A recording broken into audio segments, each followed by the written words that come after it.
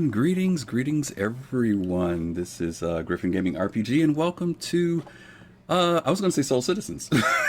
I think I got it mixed up. Welcome to Friday Night Live with Griffin Gaming, and this week we've got Gigi with me. Hey Gigi.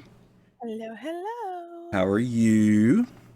I'm doing great. How are you? I've got to turn you up because you are like super soft, and that's not going to work because people are going to be saying, we can't hear her. Let me boost you. Say hello again for me. Hi. That's better. Let me push it a little more. There we go. All right, cool. All right, I think we got you at a decent volume. Greetings to everybody who's here. Right now I'm only seeing 2 viewers, but that's because there's a lag and there's probably more people here than that. But welcome again to Friday Night Live, where we have the interactive chat show, and you guys can talk to us on the show live about Star Citizen or Squadron 42 or Cloud Imperium Games or why GreenEyedGyal is called GreenEyedGyal. You could talk about that even if you want to. I don't know. And those are really her green eyes. They're not contacts, so they're real. Anyway, oh, thank you, Table of Horrors, for the raid. Awesome. Thank you so much for 14. Starting us out real good for a Friday. That's awesome. Miss Hart, hey girl, what's up? Thank you guys for the raid. Well, thank you, Table of Horrors. Absolutely. Carlisle Gaming, welcome. Tyrant Merch, we got, oh boy, so many people are coming in already. That's great. We've got stuff to talk about. Table of Horrors, you know who that is. That's our good friend Shiver. Thank you, Shiver, with his teeth marks. As we said earlier, this is our interactive talk show where you guys get to jump in with us and talk to us about Star Citizen.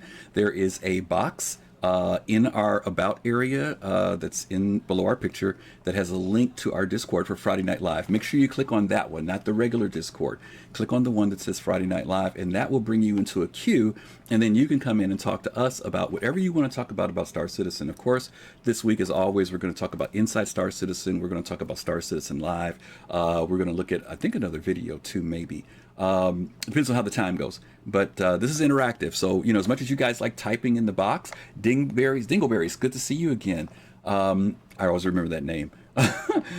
Standard, good to see you, buddy. You guys, as much as we love the questions that will come in the chat box, because I know we keep our anonymity and shy, but if you feel bold and you want to come onto the show with us and talk, you can talk to me and Gigi tonight. Gigi, I'm going to ask the question that I always ask whoever's with me. Did you play Star Citizen this week? And be honest. Yes, I did actually. You did. Earlier today. Yeah. I know you played earlier today because we went to go test something, right? But there was some good news for you today. Something happened when we were out that we didn't expect. We didn't even think about. So why don't you tell everybody what the deal was and tell what happened? For the entirety of my Star Citizen playing career, I have been completely unable to see anything that I'm shopping for at a kiosk. So if I go to a little touchpad and try to purchase something, all I would have would be a black silhouette of what it is, but I could not actually see what it is. And today I could finally see things. Yes, and this was after no 3D models whatsoever. Dingleberries, none. And this was after much work because Dingleberries. That's what we thought. That's exactly what was happening, and we couldn't figure out why. I mean, we did everything from drivers for her graphics card. We went and redid stuff in Windows. We deleted Star Citizen. Had a heck of a time trying to get it back to reinstall. Finally got to reinstall. Went through 3 different updates because I think that's been since 3.7. Yeah. And this has been over a year. February. Yeah, she could never see the items that were in, as she said, in the kiosk. She could see the name and description, but no pictures, no nothing. And all she could see was a black silhouette. And today she popped in and she's like, hey, wait a minute. And she started laughing. And I'm like, what? And she's like, I can see a mannequin. And I'm like, what? And so, boom. We thought it was a graphics card issue. Well, I guess it was in a way. We talked to somebody from CIG who actually told us that because she has an onboard graphics card, that might have been a problem.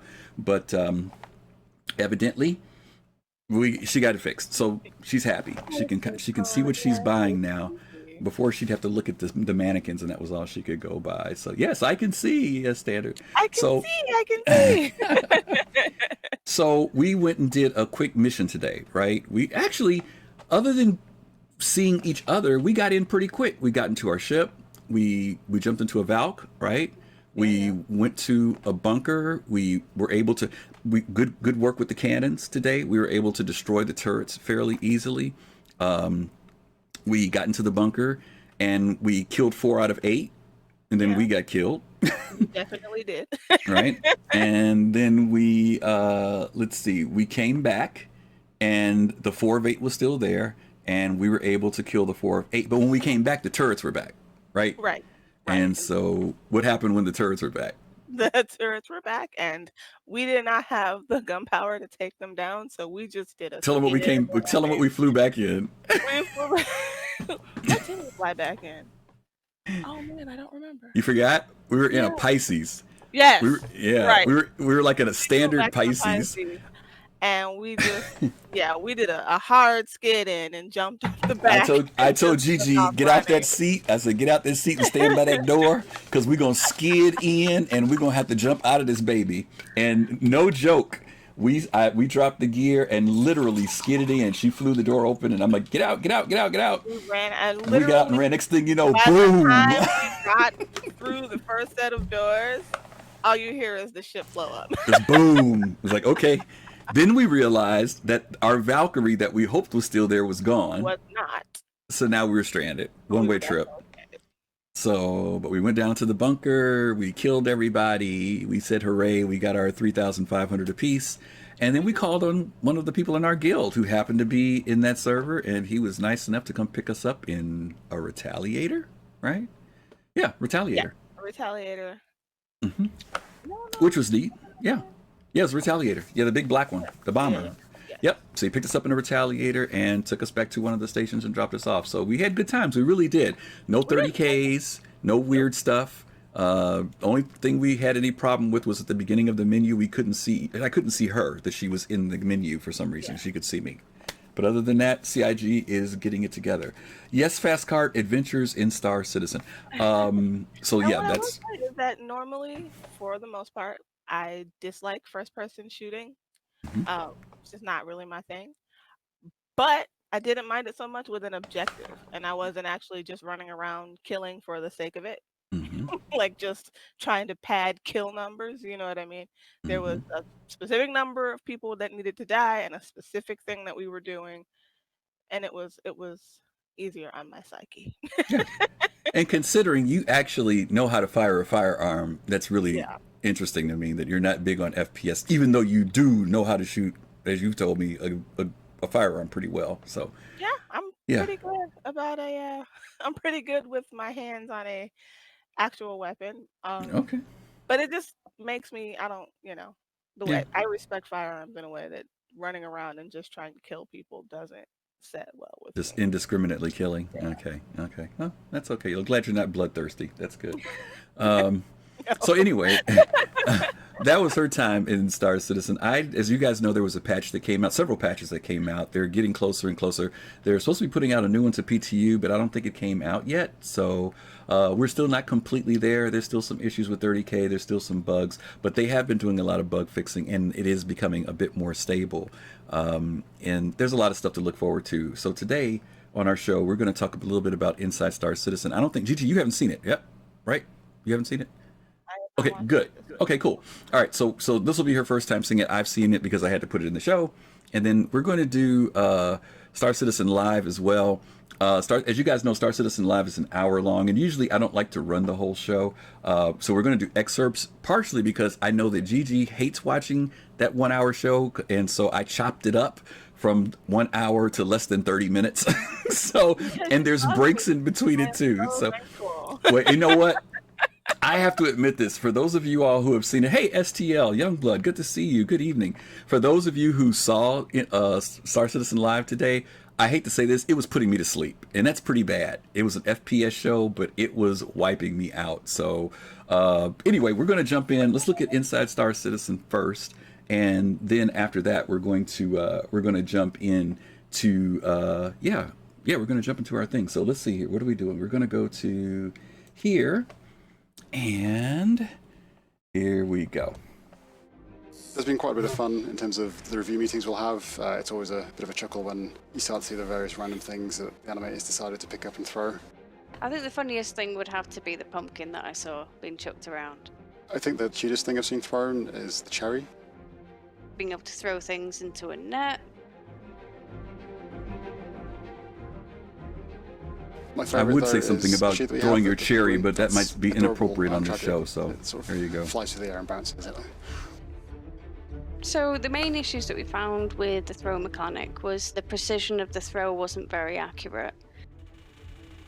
You don't really know where the grenade's going to go for sure when you throw it, and it's really quite clunky to use when trying to throw other items. Players we were finding weren't really using throwing grenades much. And that's also a factor in theatres of war, which in fact it's sort of exacerbated because you're dying and killing other people, and you're just exposed to combat far more frequently.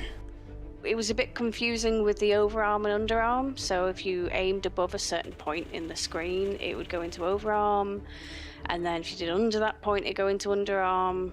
So we just kind of wanted to make it a bit more robust, make it a bit clearer, and make it more precise. The first problem we're trying to fix with throw is, first and foremost, that the player experience when you're in the middle of combat and you want to throw a grenade and place it exactly where you want it.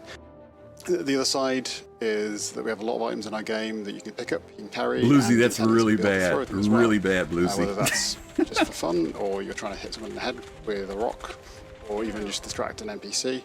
We want that to be a systemic approach, so you can do it with anything that's around you. We're expecting throwing 311 to feel quite different. We're going to be changing up the different controls so that you've got a bit more time to decide how you want to throw, instead of your G button, which will be your equip and throw.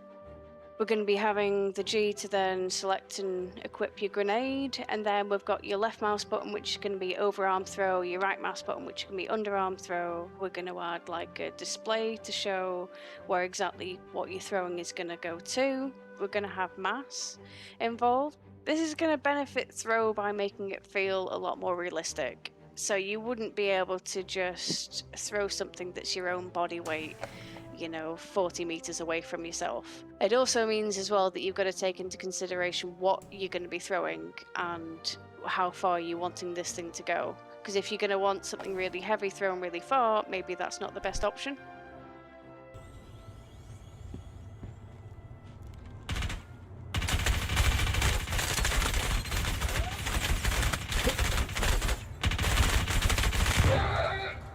So we're making these changes just to kind of add a bit more flow to make it feel a bit more useful for the players.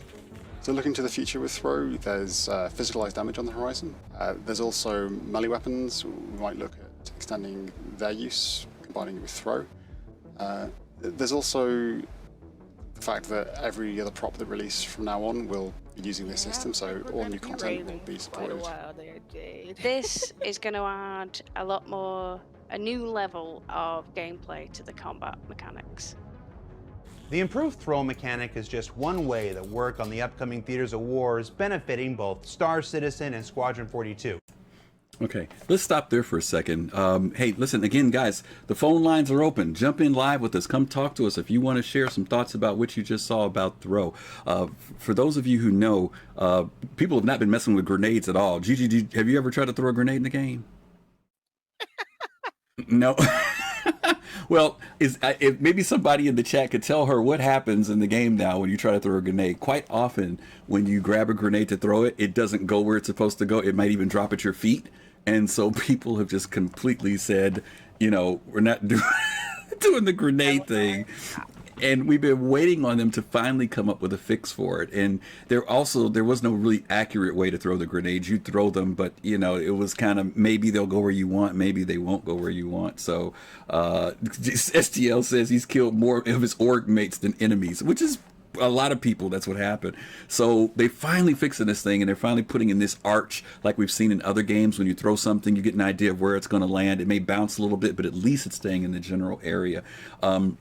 I also found it interesting, and this is one of the things that I love about CIG. A lot of times when they show us something, we think about just one aspect of it, but it wasn't just about throwing grenades. They showed us everything from throwing a basketball. If you remember on the 890, there's a basketball rim, so that was there. They threw a cherry, and they threw your Pico. Pico! Hey, listen, Gigi wants a Pico, guys. If anybody wants to get her a Pico, she wants a Pico. And you can look at her face and see she's mad. I'm so upset. She wants a Pico so bad. But they even threw Pico, and they're showing us that this throwing thing is going to be something that goes beyond just grenades, of being able to handle items and whatever, you know. So, and I'm sure they've got some other big ideas behind it. But anyway, what did you think about all that? Do you think the throwing mechanic is something you would do now, since you see they're kind of getting it together? Or are you still like, nah, it's enough for you to handle a gun? I don't know. What do you think? It would depend on the situation I'm in. Okay. Do me a favor, boost your output for me just a little bit, because I think you're still soft. I'm gonna try and do it on my end a little bit too. It's on my end. Don't worry about it. I got you. Go ahead. You can finish talking. I was saying that it would depend. It would depend on what I was doing and how many people I was up against. If there's like 10 of us and we got 30 people we got to take down, then yeah, I probably would equip a couple grenades, just because given the likelihood that they're going to group up into about 3 or 4 groups and try to, divide and conquer, I'd probably use it. But for the most part, I don't see on Star Citizen why I would need a grenade. Gotcha. Okay. Well, we've got our first guest for tonight joining us. Our favorite person who drops in every week with great wisdom, Admiral Kusanagi. Admiral, you around? I think he's here. Uh-oh, he's muted. I don't know if I muted him or he's muted. Let's see. I'm going to unmute. There we go. How's that, Admiral? Can you hear me now? There you are. Hey, beautiful. How you doing, buddy? Hey, guys. Admiral, I've got something to show you. You ready for this? Check it out. Okay, what you got for me? Check it out. I've got the official... Where's my hand at? There it is. Look at that. The official... Can you see it? You guys see that? Nice. Yeah. Yeah. So we've got merchandise now, gang. So yeah, I'm putting in a shameless plug. If you guys want to get any of our merchandise to support us and feel like you're getting something tangible other than a good feeling, feel free to use the merchandise link, which is on our page. But yeah, we're going to be giving these away. We got mouse pads, we got shirts. We're going to be giving away some good stuff later on. So Admiral, good to have you back. Those good feelings are priceless, you know? Yeah. Yes, that's true. Price in that. But you know, but you can drink out of a mug. I can't drink out of the feeling, so that's okay. But anyway, talk to us. What's going on, man? What are you thinking about this week? Well, I'll hit up with the throwing mechanic. Since you were talking about that, it's funny because that game I think I mentioned before, Scum, was using that mechanic before. Yep. Where you could okay, I want that spear to go there, and in the Star Citizen, it's like, okay, I'm going to throw this knife there or that grenade there, and whether or not it can bounce or not, which I think it should be able to bounce. You know, it should be able to angle off at something. Yep. Just say you want to go around a corner. How am I going to bank a grenade off a corner if I don't want to if I want to take some people out over there? But it really comes down to is if they're going to allow you. Like an expert at throwing. Is anyone going to be able to take out a knife and then throw it into somebody's head that's 25 feet away? You know, they talked about that a little bit, that is something else that they're working on, because someone asked that in one of the questions. I don't know if it was in this week's, what was it in? I just saw something, and they talked about throwing things, but it's not there yet. But I think that they alluded to the fact that the knife would be something that could possibly be thrown later. If anybody has any thoughts on that or heard anything, please toss it in, because I thought I mentioned it. That mechanic has been prevalent in a lot of games. Oh, yeah. Yep, absolutely. Okay. Go ahead, Admiral. I'm sorry. Oh, no. I mean, that's just something that, you know, it's just very interesting that they would get that mechanic now. I actually did ask today in the feed, you know, hey, if you're going to have, you know, knives in game, why can't you have swords? That's a good question. Can I walk around a samurai sword and why not? It's a good question. In fact, when we get to the Star Citizen Live, one of the subjects came up that somebody asked, will they ever integrate something like lightsabers or you know those type of weapons? And they talk about the pros and cons. Did you see it? They do give a little pro and con on that. But something like a saber, I mean, they alluded to the fact that if a weapon is something that seems like it would fit within the culture of a race or a story, then they're open to putting that type of thing in. That's probably the big thing that they look for. Senior 86, thank you for the follow. So that's a good suggestion. Yeah, let's. Anything else, Gigi? You got anything else about that? Because we're going to continue through the Inside Star Citizen. We got Red Wolf down here waiting for us. If it's okay, Admiral, I'm gonna bring Red Wolf in with us. Is that okay? You want to hang around for a minute? I can hang or drop, Yeah. whatever you want me to do. No, hang around. We'll make a party for right now. Red Wolf, Okay. let me get you clear, buddy. Red, you there? Red Wolf? And he's not there. Okay. Oh, there he is. Red, you got to bring it up. Whatever you got with your volume, you got to bring it up, or your mic's not in the right spot because we're not hearing you, even though you're lighting up. All right, we're going to go ahead and kick into the Inside Star Citizen a little bit more, and then we'll come back, and hopefully by then Red Wolf will be back chatting with us. Hold on. And we'll be checking in with the actor feature and content teams again for more improvement as their work progresses. But up next, we've got a very special environmentally themed sprint report, so let's get to it. Previously, we reported on the lighting team's efforts to convert Area 18 over to the new day-night cycle and runtime probe tech that came online during New Babbage's development. The team really wanted to experiment with creating a dramatically different color palette for the daytime operations of this landing zone and the sometimes suspect nighttime offerings, and you can see here their progress in several of ArcCorp's back alleyways and corridors. Just be careful where you go alone. Up in the space above ArcCorp and throughout the Stanton system, concept artists are working out new EVA access hatches for space stations to support the upcoming EVA missions intended to take players out onto the surface of these mammoth structures for investigation, repair, and potentially even combat. We'll learn more as the feature develops. Now, you won't be alone on the exterior of these stations, as work is currently underway on the addition of new defensive turrets to select locations, certain truck stops, and anywhere else that doesn't already have them to keep them free from lawbreakers and other ne'er-do-wells. These additional defensive stations to those already found throughout the persistent universe aren't just to look intimidating, they're another step in the continuing evolution of the law system and the eventual removal of green zones from stations like Olisar and the like throughout the Stanton system. Okay, there are three things that said. Red, I see you say you're back. Are you there, Red? Hello? Okay, he said he was back, and now I don't hear him. Okay, there were three things there that I saw that they brought up. One of them was the lighting. They also brought up the outdoor hatches, which is something I didn't expect. And then lastly, that last piece that they just did. Gigi, any of those kind of catch your eye as far as what they would, impressed with, or you could care less? Make me sound like that. Okay, I'm sorry. I know you care about Star Citizen. I know you care about Star Citizen, I do care about Star Citizen. I criticize it because I love it and I want it to be great. Okay. I don't know how much I'm interested in them removing the green zones around certain Okay. spaces. And that's But I suppose at some point they would have to, mm-hmm. depending on where you are.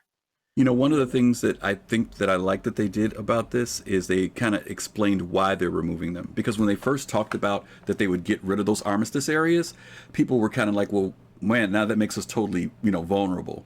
But what they're doing is replacing it. So they're taking the green zones down, but they're putting up, and they've said they're going to upgrade and put more powerful weapons and guns around stations. Yeah, but that just doesn't feel like enough compared to a zone where you just can't shoot me down. Well, let me put it this way. The guns they're putting in right now, they're talking about putting in 1 or 2 shots and you're blown up. So anybody who comes into that area, and normally the people who are going to shoot you down or harass you are going to be people with a crime stat. And if people want to jeopardize getting that crime stat now or losing, and you got to think about this now, because once the game gets in, they lose their ship, right? It's blown up, it's gone. They may even get killed, lose their arm, or die and have to recreate their character. So just to go pick on somebody who's departing from a station now is not going to be such a tantalizing thing as it is right now. So I think they'll keep it balanced enough so that you'll feel safe enough, but you'll also be thinking about getting out of there. You're not going to be hanging around either, which is another factor. But I understand your concern because I have the same concern. I want to make sure they balance it out, even for new players who are coming into the game. You know what I mean? They don't know everything yet.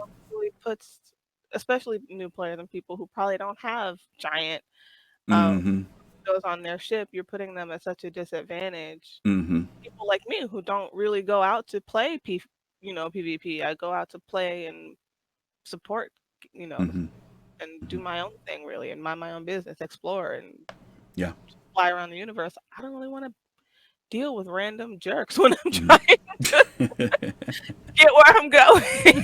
Just in and out Trying of to move rocks. Yeah. Trying to move rocks from A to B and doesn't want to get blown up. Literally. That's all I want to do, man. I just want to move my rock and make coffee. Like, I don't need the rest. Admiral, how about you? Of those three things, the lighting, the new docking, well, the new doors for players, and then the guns at the station, which one catch your eye the most?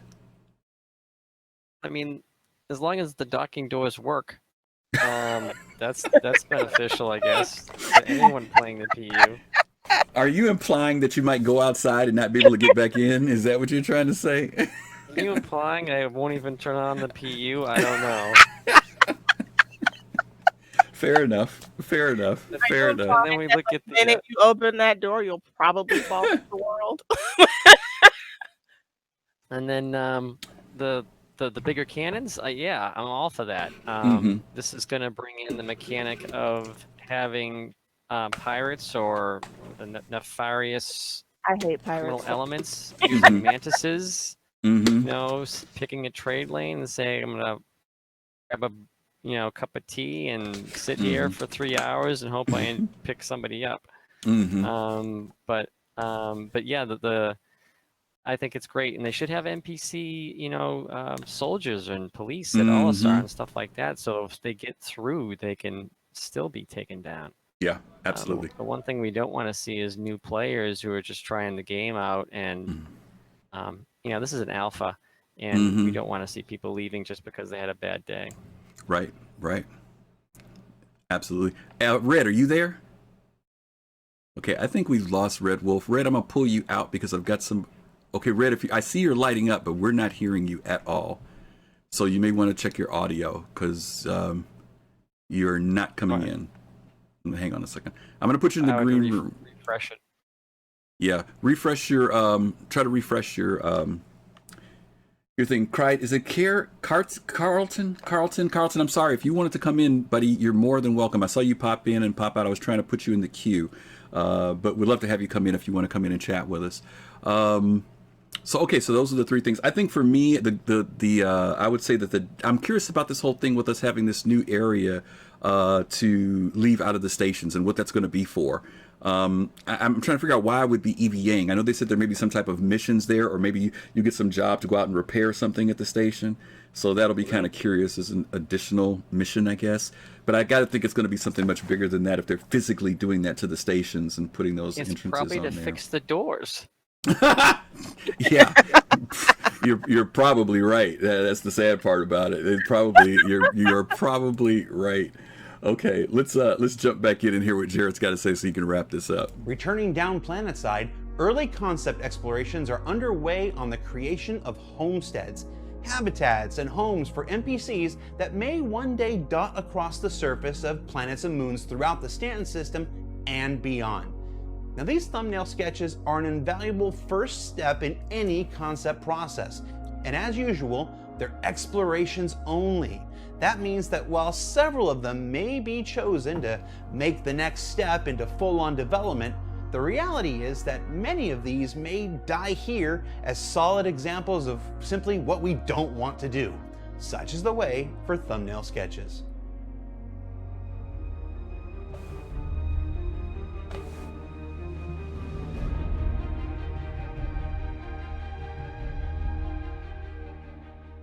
Lastly, team members are also exploring the creation of gigantic rock formations that can be used in multiple locations, including the upcoming planets of the Pyro system.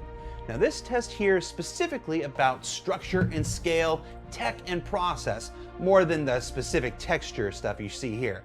Now, looking at them, I can't help personally but think not only about how they'll improve the look of our planets and moons, but what these will mean for player-run events like the Daymar Rally and the like. Can I say it? Hey there, Coffee. Now this is pod racing. Don't sue me. So what did we learn about this week? Well, we learned that with improved throw, FPS combat will become more engaging and potentially a lot more creative when physicalized damage comes online. That you can throw your Pico, but you shouldn't. Look at Pico And back that art there. Give improvements for me locations him. can often be the vanguard for gameplay possibilities in the future. For Inside Star Citizen, I'm Jared Huckabee.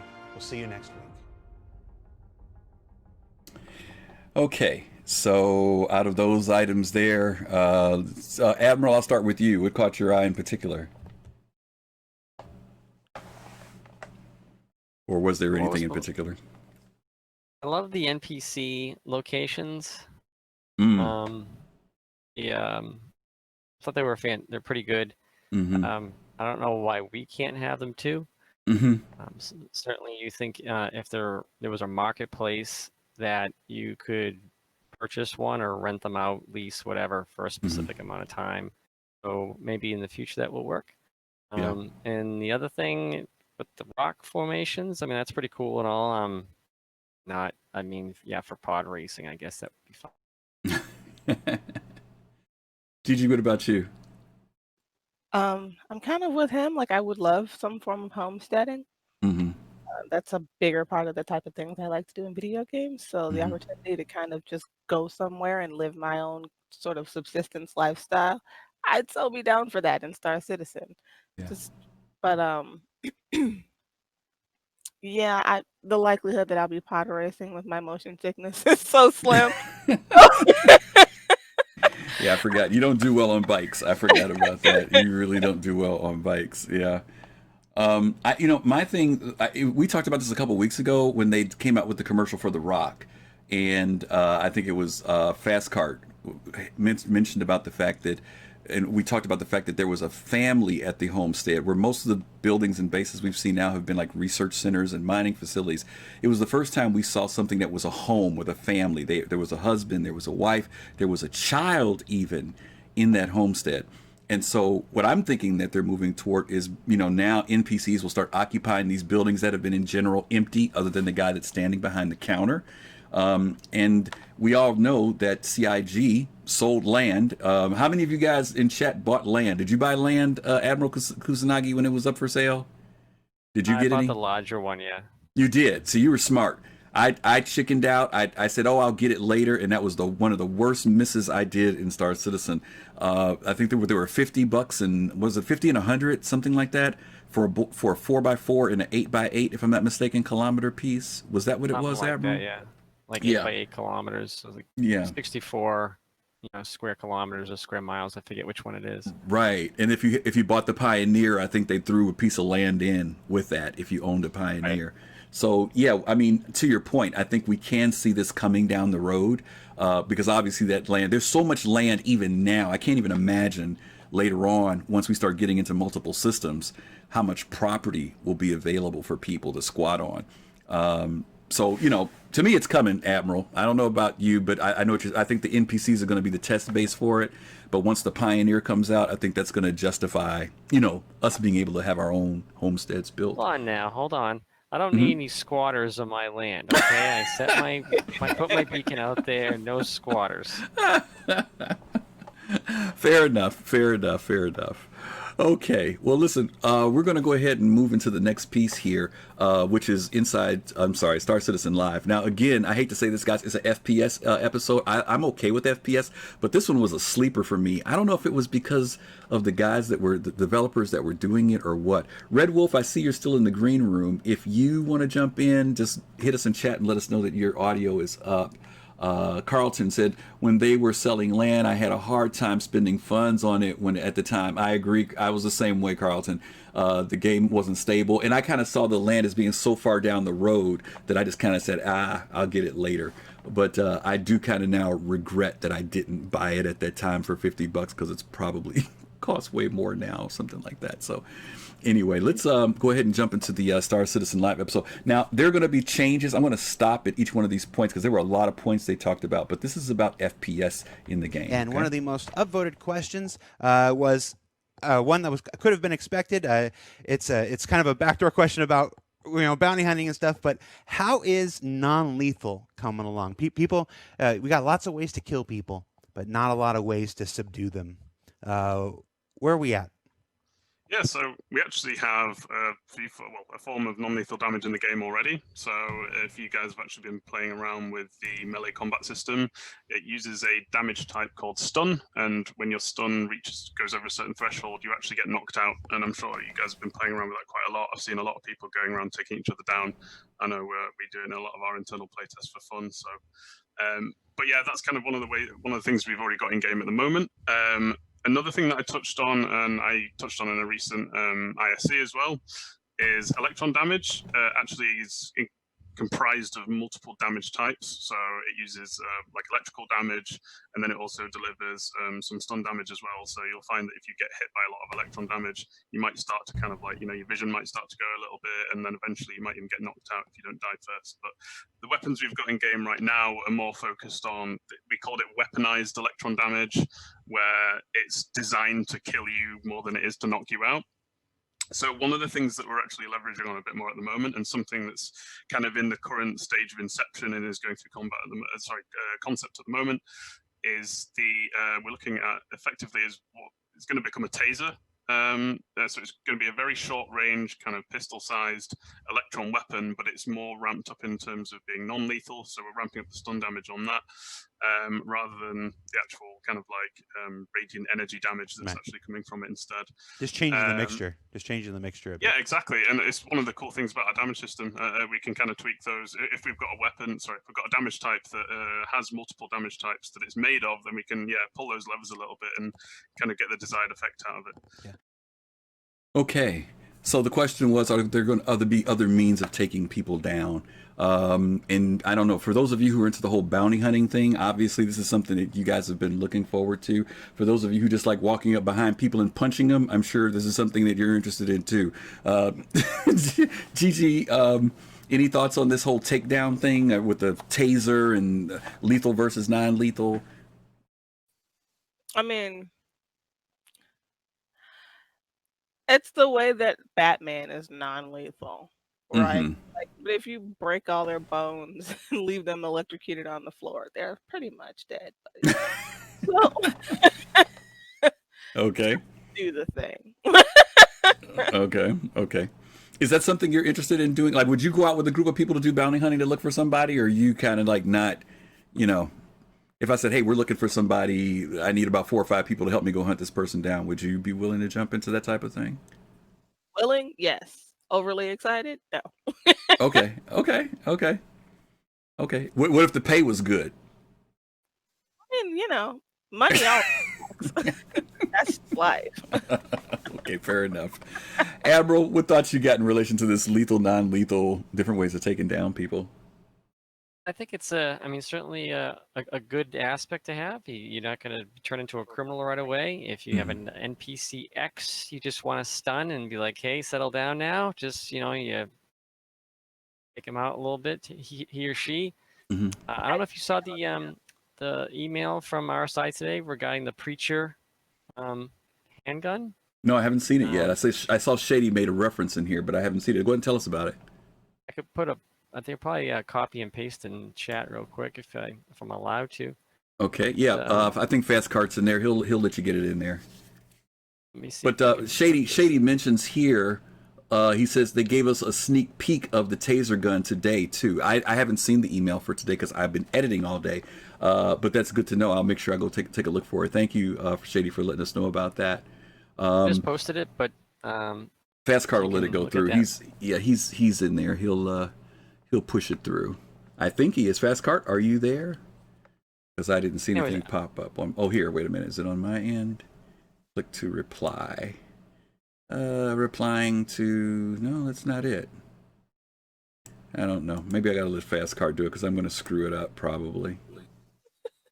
It's not coming through for me. I don't know. Fast Cart, help me. I need help. Guild thing. I don't know what that means. Guild thing. I don't know what that is. Yeah. No, I don't have a big comment. No. Cool. Yeah. Okay. Let's go to the next question then that Jarrett brings up here. The next If you'd like, hot I'd like button to question jump that into the green room and see if I can help with Red Wolf's Okay. comms. Yeah, I'll take you down there. Okay. All right. Sorry about that, gang. Here we go. came from the thread. There's actually several questions that we combined into one here. Let's talk about FPS utility items, things like deployable shields, decoys, crossbows. Crossbows apparently a utility item, but we've heard talk of these things in the earliest Star Marine demos back in 2015. We saw portable shields and things like decoys. What can you tell us about the development of these FPS utility items? He's in a guild fight. Yeah, so they're definitely being worked on still, at least being discussed and looked at. So we want to look at them next year as long as priorities don't change. So effectively, our FPS, we actually call them FPS devices internally. So we have what we call kind of combat throwables, combat consumables, and deployables, and then things like utility items as well. But throwables are kind of a current example of what we have in game right now is a grenade, but we might be able to have throwable gadget style items. So, we might even have something like, and this is just me thinking off the top of my head, like, we might have like a throwable shield or something like that you throw down on the floor, in the same way that you throw a grenade. Consumables, we've already got them in the game already, at least the first couple. So we've got the med pen and the oxy pen at the moment. So they're used to, and I mean, we can utilize that system as well to, fill those, actually have like drug vials or something like that to, enhance performance or something like that. And then deployables is probably the big interesting one. That provides us with a lot of options, is something that you actually put down on the floor or on a wall. Kind of like a proximity mine, a trip mine, a deployable shield is the big one that is always mentioned, and that is certainly one of the first ones that we want to develop on. But yeah, they are certainly coming and being worked on. We've not forgotten about them. It's just going to take some work to get right. Okay. So they've got these different deployables. I don't know, Gigi, you weren't around back in the early days when they first showed us what FPS fighting was going to be like. I don't know if you ever saw this video where they're creeping through this space station and somebody literally drops this thing on the ground and it creates a force field in front of them, like a shield that they could be behind. And ever since people have seen that, they've been like, wow, when can we get that thing? It's kind of like that. Remember the little hollow thing we saw when we went to the store at New Babbage? It was something like that. And so that was the kind of tool that they're looking for, these deployable items that we can, since we've seen this tossing thing, you throw it down, it would create this force field for you, and you could stand behind it if you got into some type of FPS fight. Like a bat shield, since you made the Batman reference earlier. Yep. Any thoughts on that from the, if anybody wants to join us, by the way, again, if you want to join us live and come in, Admiral just stepped out for a few minutes.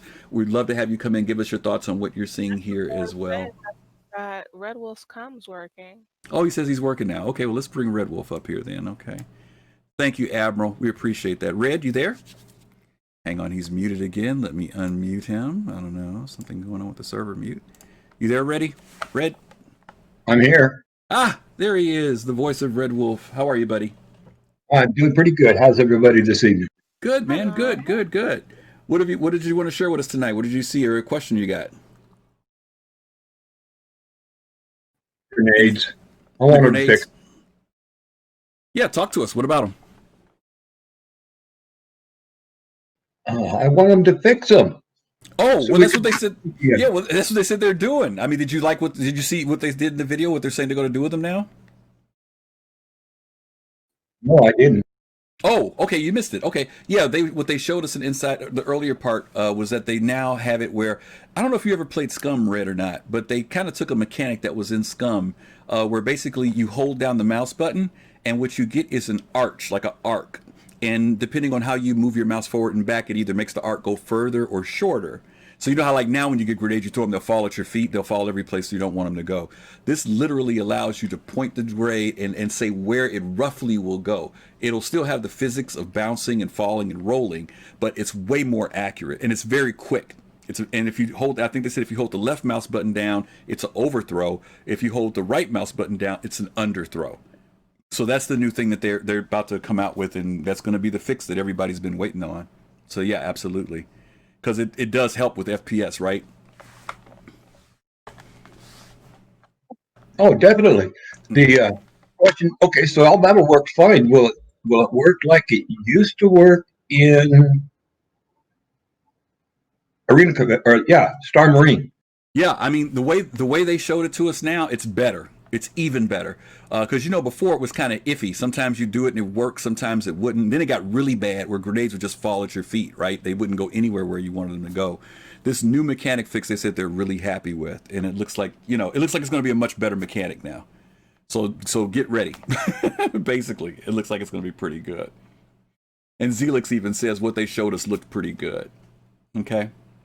Does that answer your question? Uh-oh. Yeah, okay, I'll give it a shot. That's for sure. Because I had learned with a couple other friends, and we could throw them from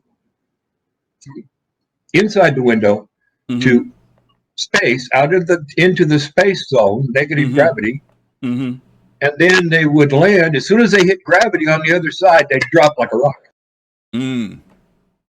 Was this when you guys were doing it at the space station? You were tossing them out that way? In Star Marine? Yeah, in Star Marine. Yep. Well, hopefully hopefully, and they talked about the fact that they're being very sensitive to the physics of those grenades. So hopefully they'll do, like I think Admiral was saying earlier, that if you want to do things like, for example, throw it, bounce it off a wall so it'll roll around a corner, those type of things, they want to make sure that those things definitely, are still mechanics that we can take advantage of, and not that you just throw it and it lands in one spot and that's it. And I doubt if they do that. I mean, CIG's pretty good about wanting things to be as realistic as possible. So I think we'll be good. Okay. All right. Let's hope so. Yeah, I'm definitely hoping so. Let's hit the next question. Chris, are we going to... I'm just going to read this one verbatim. Are we going to have an easier system to equip and possibly distribute ammo? Things like ammo crates, recharge stations for batteries, and the ability to share ammo with other players, maybe? Yeah, so there's a few things we're looking to work on. In the short term, we're actually looking at just increasing the way that improving the way that you interact with items around you. So there's the idea of a swap wheel, so that if you've got a bunch of things on your suit, you want to say picking up ammo off the floor and your suit's full, give you a wheel. You can say, actually, I want to swap it with what's on my slot here, or just put it into my inventory. We're also looking at default item actions, and that is basically a system that's going to, I think, really improve the gameplay, the player experience. It allows you to do things quicker. It's basically choosing things that are most appropriate to your context, whether that's the player context or the items context, etc. So just little things to speed picking things up and putting them where you want them to go. Okay. Weapon customization. We got a lot of hot button ones here. Weapon customizations. Will we have more complex weapon customization in the future, like different grips, barrels, stocks, skins, and paints? Okay, I'll try and tackle that a bit at a time. So it's skins and paints, absolutely. So we're currently talking about how we can make that system a bit more flexible, just in the way how we apply skins and paints, just even from a tech point of view. So it's something that we want to go and revisit and make easier for our artists to actually make skins and paints for the weapons, because right now we're kind of duplicating a lot of entities, and people are ending up with like a ton of weapons in their inventory that have got all these different skins on. So if you own them all, it's actually quite difficult to scroll through everything. So that's something that we're actually currently talking about. We want to find a better way to do that. And in terms of like how we actually get those paints and skins, obviously this is kind of more on the economy and shop side, but it would be great to have like a station that you can go to, or a kiosk inside the station where you can actually take your weapon and go and get a new paint job on it. So you can kind of like use the gun that you've always used, like the gun that you got at the very start of the game, your Precious, and you can go and like repaint it any color that you want. So that's the idea anyway, and something that we want to do. For stuff like grips. So grips, we initially did want to do grips when we rolled out the attachment system, but there were quite a few animation complications, and I think the gains that we would have got from them at the time weren't really worth the amount of time that we'd have to put in to get them to work properly. So it's something that we are not currently looking at doing right now, but never say never. Like, they might come back at some point when we actually have time to address that. Yeah. And I think you mentioned barrels and stocks. So yes. Again, it's a never say never situation, but not right now. So we're obviously looking at expanding out our existing set of attachment options for weapons, but because our weapons are so unique from each other and they're kind of very non-standard, it's difficult to create stock and barrel options without, taking up like loads of art resources, right? So, I mean, like, I think we've got, and someone's going to probably give me the exact number now, but I'm sure we've got 40, 50 plus weapons in game at the moment, just off the top of my head. Trying to create different barrels and stocks that are unique for each of them is a huge undertaking, so not for the foreseeable, at least. Okay. Follow-up question from the chat there. How long does it generally take to develop a weapon from like concept to implementation? It's hard to say, and it depends on it's on a weapon-to-weapon basis, really. So something like I was talking about before, like building the weapon families out that we've got now. So, for example, the bearing shotgun that we're making at the moment, we've really well established in the bearing manufacturer. We know what they're about. We know what they're going to do. They're quite straightforward in the way the fire modes work and stuff. So there's kind of little overhead in terms of like code and play testing that we have to do to actually get that right and then make adjustments as we go. So that one's a bit more straightforward. I wouldn't like to put like a actual time on there. I would maybe say like they're generally ones that we can quite comfortably get out within a quarter if we need to. Whereas something like the electron weapons that we put out recently, it requires a lot of forethought before that quarter starts, and we want to get it out for that release. Where we have to actually go through several iterations of concept because it's a new manufacturer, so I have to talk with the concept guys about the manufacturer's style and how it infits with the weapon and everything, and then we have to get it in game and test it. And because Electron's quite complex in the way that it works and interacts, we have to work work out how that's going to work with the coders to actually get that in and then test it to see if it actually plays well. So I would say that requires a more forethought before we actually try and make the push to get it out there. Yeah. Okay, let me ask you guys a question. Red Wolf, I'm going to start with you. You there? I'm here. So here's my question. From 1 to 10, 10 being important, 0 being, or 1 being least important, how important is it to you to be able to customize your weapons, to change the stock or the barrel, or paint your weapon? If you had to put a number to it, what would you say? I'd have to go with about a 7, maybe. Okay. I like the FPS. I'm not any good, but I still play it. So you would put the time in to modify a weapon if you had it then, basically? Oh, yeah. Okay, cool. Gigi, what about you? How important from 1 to 10 is that for you? Or do you just take what you got and roll with it? Probably like negative amounts of important. We just give her a gun. Give me the gun and tell me what to shoot. I don't care what it looks like. Okay. That's fair. Admiral, how about you? Muted. Oh, is he muted? Oh, wow, I'm sorry. Yeah, I forgot when he came back in when he was muted. I'm sorry, Admiral. There you go, buddy. How about you, Admiral? There I am. I have to agree with Red Wolf. Probably like a 7. Like I do play Star Marine, so I have been checking out the different scopes and stuff like that. I don't care about. I would like to, okay, so maybe this changes a little bit. So if I go to a snowy area, I want to take if I buy a tan gun, I want to be able to make it white. And one thing I would like to have is like an extendable bayonet. That would be kind of. See, that kind of stuff. I'm more along the lines of things that are practical. Yeah, I would definitely do, but just for the sake of how it looks, I probably wouldn't spend the time just to manage cosmetics. And that's probably where I was at. My feeling was as long as it has impact on gameplay, because I want it to be beyond mechanics. So if I get that stock, maybe if I get that upgrade stock, it also creates greater stability when I'm using a shotgun or when I'm using a sniper rifle. They talk about some other things in here a little bit later for stability. But as long as it has a function, I can't imagine the nightmare they would have with trying to create all these different fits for so many different weapons. I mean, and there'll be plenty of people who will be saying, oh, here we go again with this feature creep thing, taking away from things that maybe are a little bit more important, because some people would see that as cosmetic. But as long as it does grant some reason for having it, that if I have this gun that's normally pretty good, if I put this new barrel on, or like similar to when we got the silencers, or when we get or if we get a stock that makes the gun more stable, then yeah, I'm cool with the idea. I'm a color fiend. I hate to say that, you guys. I've told you before, I'm a fashionista. So if my gun can match my outfit, I'm going for it. Okay, that I'm telling you right off the bat. That's what the deal is for me. Okay. It's funny because I was thinking while we were watching that show, like what, and I was thinking about GreenEyedGyal.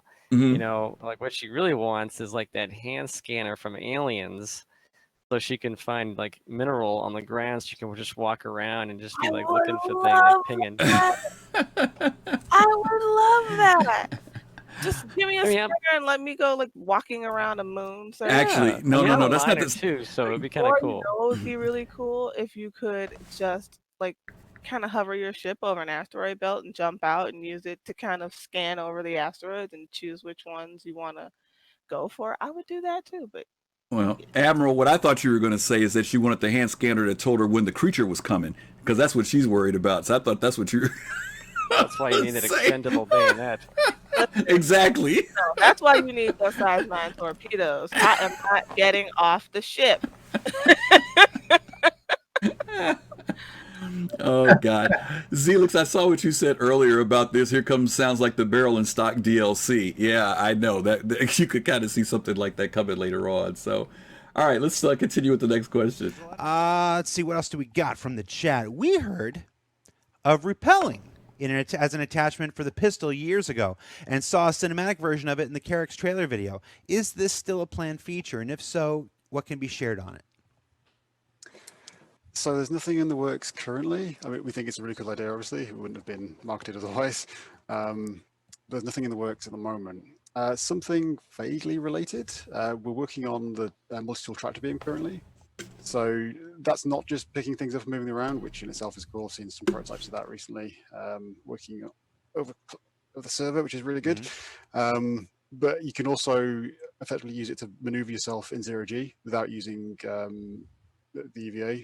So you literally just sort of, it's effectively a laser grapple. So you can swing yourself over and pull yourself in a direction, which I think the gameplay of that's going to be really cool. Then, is there still a down state on the cards, considering that we just... Sorry, let me stop there.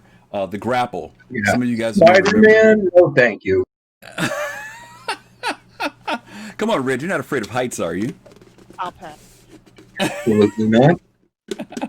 Well, some of you guys may remember that on the Carrot commercial, when it starts out, this guy's wandering around and he goes into like what looks like a cave or something like that, a spelunking kind of thing, and he's on some type of cable, and that was the reference that they were talking about, was whether or not there'll be some type of item that allows us to do things like that. And we know caves are coming, caves that we will hopefully be able to go into like that, not just the ones we walk into. Gigi's got the face like, not happening. Is that what that face is supposed to mean? That's definitely what that face is supposed to mean. I was down in those caves. I went in those caves by myself once. And I was down there. I tried to get out for like 45 minutes. And then I was just like, you know what? No. And I just killed myself because I was over. That's the instant solution. Just kill yourself, right? But the problem is, like, you know, when persistence becomes a thing, just killing yourself will no longer be the instant solution. That's true. But I'm just not going to go in the caves. But you know what? Well, you know what? You probably went in the days. Did you go in the days when we had glow sticks, or you didn't think about using a glow stick? No, there were no glow sticks. Okay, it might have been before glow sticks. Okay, and it was difficult. You had to really remember where you were going. And one of the only things that I use for a marker for me is usually I put my ship in a certain place. So as long as I can look for the marker for my ship, I kind of try to keep working my way up that way. But even then, it still can get really confusing, especially if you take some weird route that you didn't think about. You almost have to remember where you were. Admiral, let me come to you on that repelling thing. Any thoughts on it? At first I was going to say it was a stupid idea, but then you guys started talking about caves, and then I thought, well, what if there are different levels of minerals within the cave, and then you might have to climb up or down to get to it. So, but yeah, the caves are pretty horrible to go into and find your way out. So it's like not a single person thing. Yeah, there's been a couple.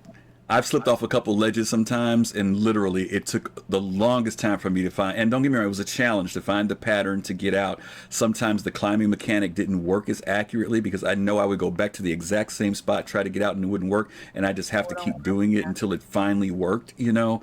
But to have a tool like that, and that's one of the things that's great about the multi-tool, guys, why they call it the multi-tool, because later on they talk about the fact that the multi-tool is going to have some other features on it now beyond just cutting, beyond just, you know, when you're mining for rock. It's going to have some other things that have absolutely nothing to do with mining coming up, too.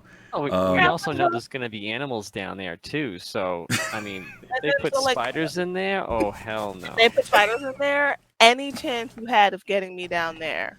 Why did you just say that, Admiral? You should have never said that to her. Oh my gosh. I might have thought about it. If they put spiders in this game, they're not going to be like the small spiders. There are things these worse are going to than be like acromantulas, right? There are things worse than spiders. They already,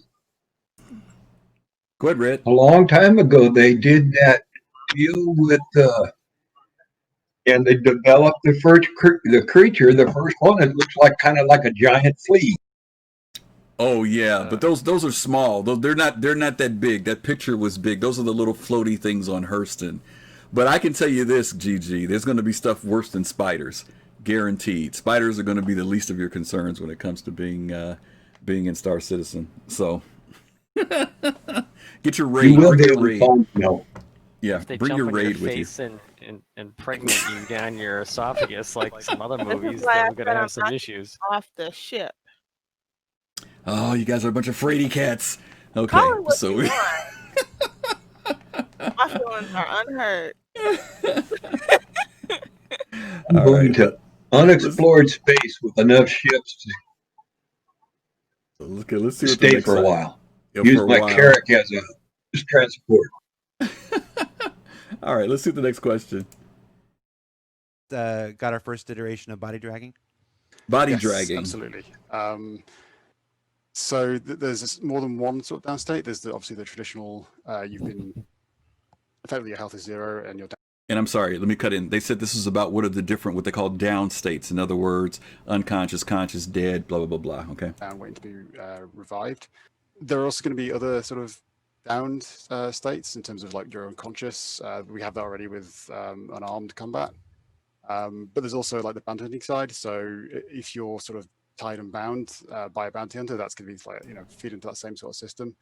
So yes, absolutely, we're definitely planning that. It's going to be a big part of gameplay. You know, you dragging people around cover and healing them, or hauling them up to your ambulance and getting them on a med bed on that. Bipods. That's it. That's the question, JJ. Bipods.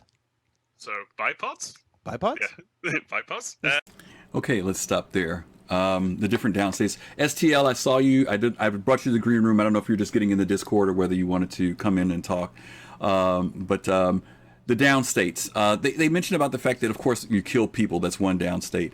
But then they also talked about the state of knocking someone unconscious.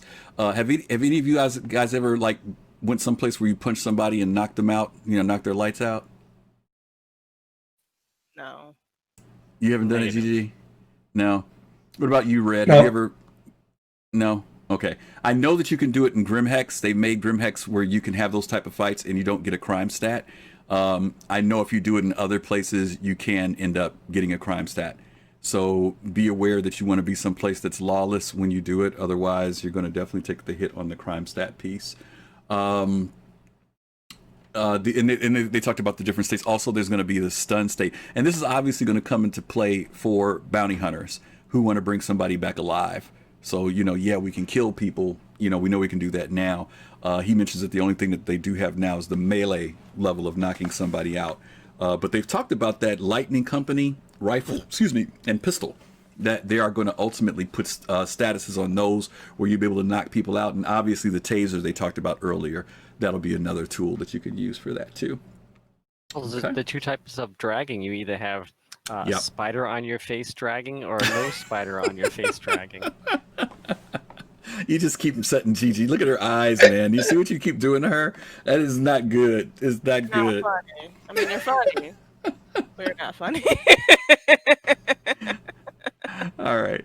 Here's the next question. Really, no other words to it. Just as bipods. Yeah, Yeah, Oh, they're still planned. bipods. So we didn't manage to get those out with the weapon attachments kind of tier 0 set that we actually got out there, just because it has additional animation complications. Obviously, it flips in and out. You have to get the hand interaction with that, and then once you're actually on the floor, you're meant to be pivoting around the bipod if you're actually aiming, and that's trying to move the player's body around. And as you know, with the unified rig, things aren't always as simple as it is in other games. So it's 100%. We still want to do those, and they're on the list. I'm not sure when they will come in, so I can't even give a vague date on those. But yeah, we know how useful they're going to be for gameplay for things like LMGs and sniper rifles. So yeah, the bipods, yes. It just came up.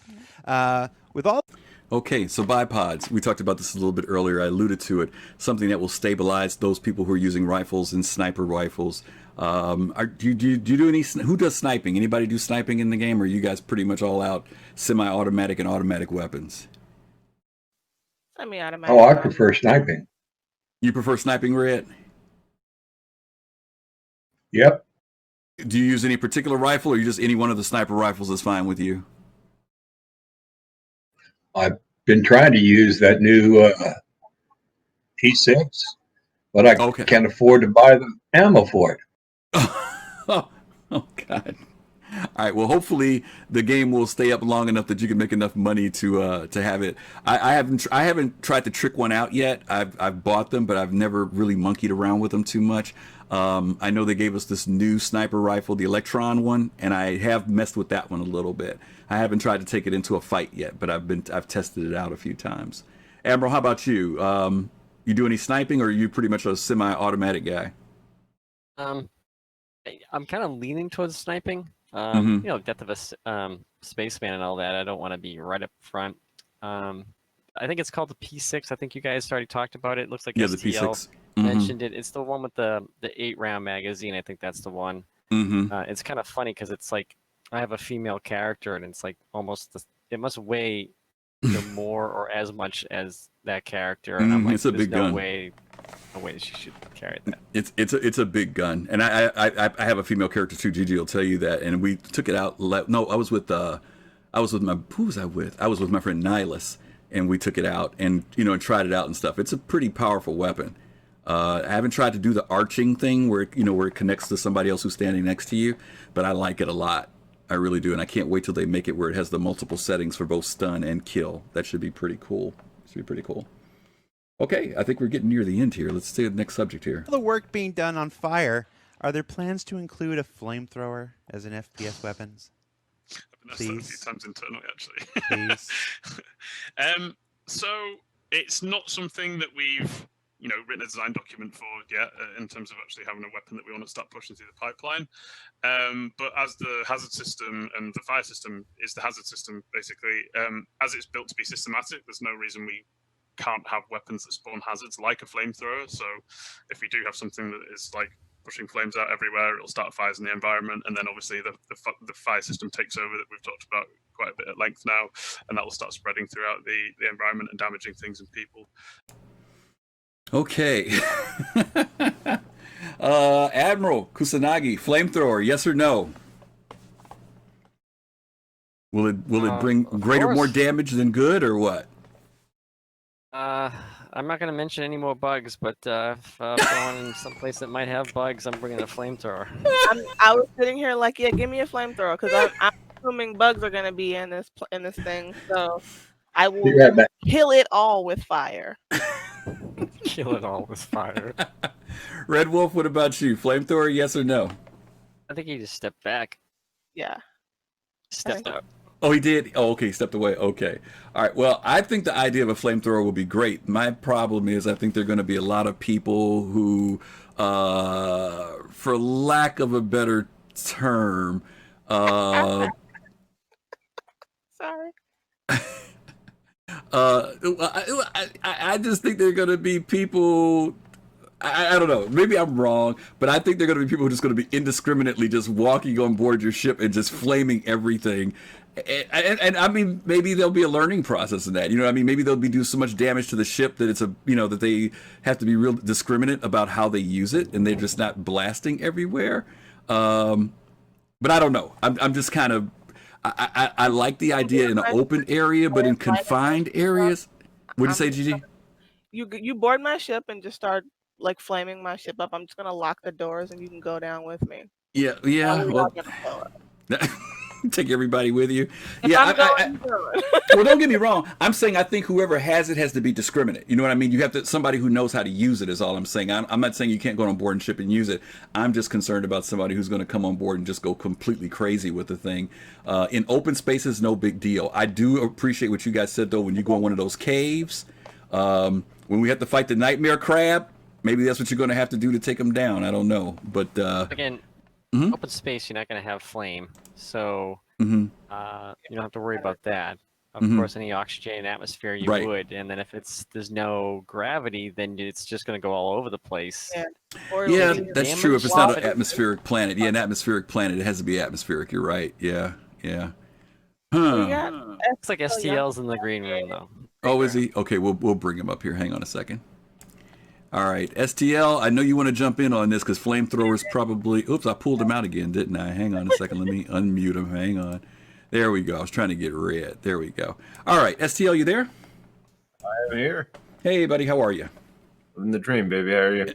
Good. Come on, tell us what you're thinking.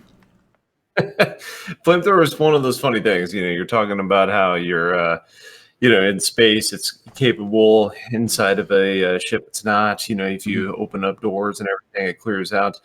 It's one of those kind of niche weapons, right? You almost feel like you could have like Elon Musk making flamethrowers now because it's something fun to do. And, there's nothing else that's really going on. But at the end of the day, I kind of agree. It would be a very limited weapon that is probably something that developmentally doesn't need to happen in the game. That's one of those things that just gets into that developmental cycle where you're saying like, okay, do we really need to worry about a projectile based on flame that you're developing right now when we already have automatic weapons that do a pretty good job of just about everything? So in my mind, I say, flamethrowers, hit the brakes. Let's just, equip F-55s and go in there with a 150 round magazine and just, do it the DACA style.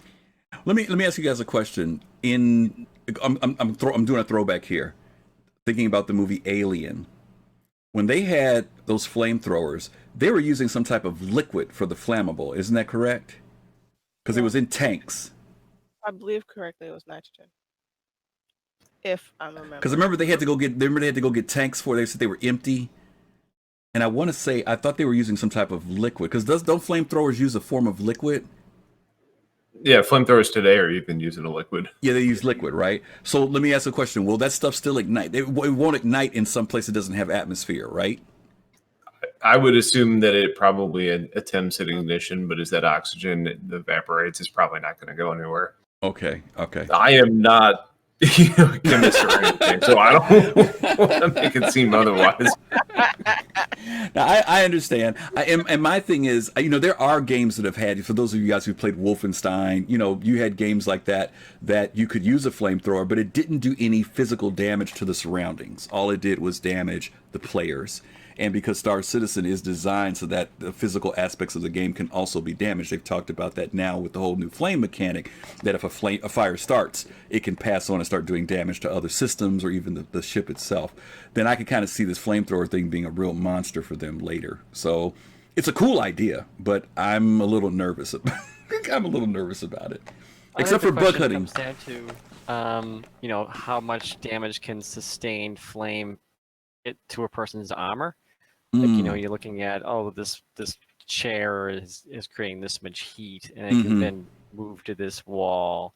So, I mean, does a 1 second burst like really mess you up? So you have to go to the Cutlass Red, or how damaged you're going to get, and are they going to make armor that's helps out to protect that? And it probably would be. You'd have some industrial jobs where you're going to be with some high heat. So they probably have to deal with, flame in that regard. So who knows? Yep. Well, we'll see. Jared is pushing for one. He wants one badly. So we'll see what happens. Let's take on the next question. Dual wield weapons. Yes, yay, nay. Get the hell out of here. More nay than yay. All right. I know you guys got a little delay on me, so I'll wait till you guys hear it. But obviously, you heard what the answer was, right? Dual wield weapons. No. Akimbo. And they explain why. They talk about the fact that right now they're trying to structure the game so that your left hand, I guess everybody's right-handed in the game, it will be free to do other things in the game.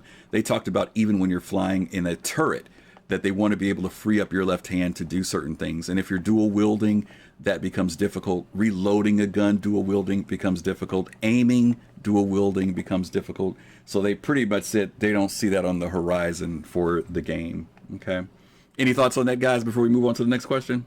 It was pretty straightforward. In general, not seeing down your sights when you're shooting a gun is a bad plan. So I have no beef there. Oh my God, we're just not going to stare down our sights when we're shooting a rifle. Safety tip of the day. Yeah, safety tip of the day. Tip of the day. Look where you're shooting. Didn't know we had to tell people these things, but it's 2020, so here we are. I'm not saying I wouldn't mind seeing a ballistic shield or something like that, so I could kind of semi-aim and then have something to protect me. To defend yourself? Yeah, that would be cool. Fastcar wants dual-wield snipers. Oh, God. Okay, take it easy, Scarface. Don't listen to anything here for real. Thank you.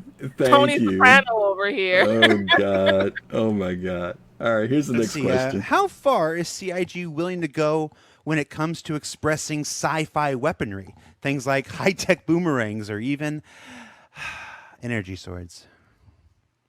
I suppose there isn't really like a definitive marker we can put on this. So ultimately, I guess if it makes sense to be in the universe, then it's something that we could make. But kind of like, for the examples that you mentioned, like a high-tech boomerang might be a good fit for an alien race. But that's the sort of thing that we would kind of communicate closely with the writing team on. If we had a cool idea, for example, so if we go to them and talk about it and say like, is this a good fit for any of the races that we've got out there? And then they might say like, yeah, but we might need to make some alterations to make it make sense for Star Citizen. So we're not just going to go like, we're not going to take an energy sword from Star Wars or something like that and go like, hey, yeah, well, I'm just waving this around. Like, it wouldn't really make sense. It's not Star Citizen, so. If we could think of something that fits our universe, then absolutely we can do anything like that. I mean, look at the Vandal Lance, for example. People have seen that. I mean, that's just a giant sci-fi spear, and it infits completely with the Vandal race and their way of life and how they work. So, yeah. Okay. Any thoughts on this one with the weapons? They mentioned about the boomerang and the energy sword. STL, I have two thoughts. First off, he said energy sword from Star Wars. Just say lightsaber. We all know what you're talking about. My second thought is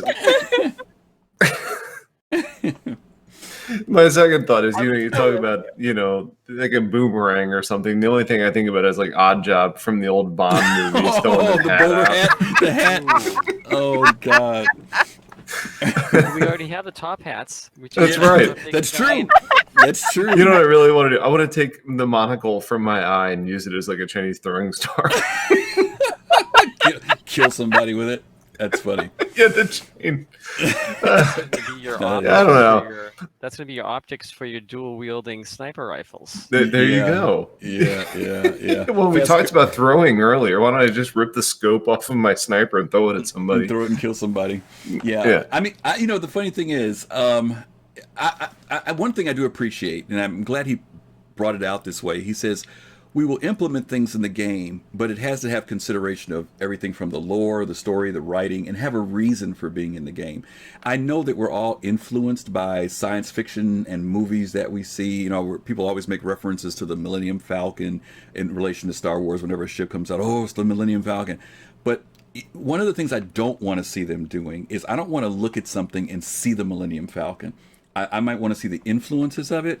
But I do want to see things that make sense in the game. And I think he even said, let's say there's a race somewhere where that boomerang thing makes sense for what they use.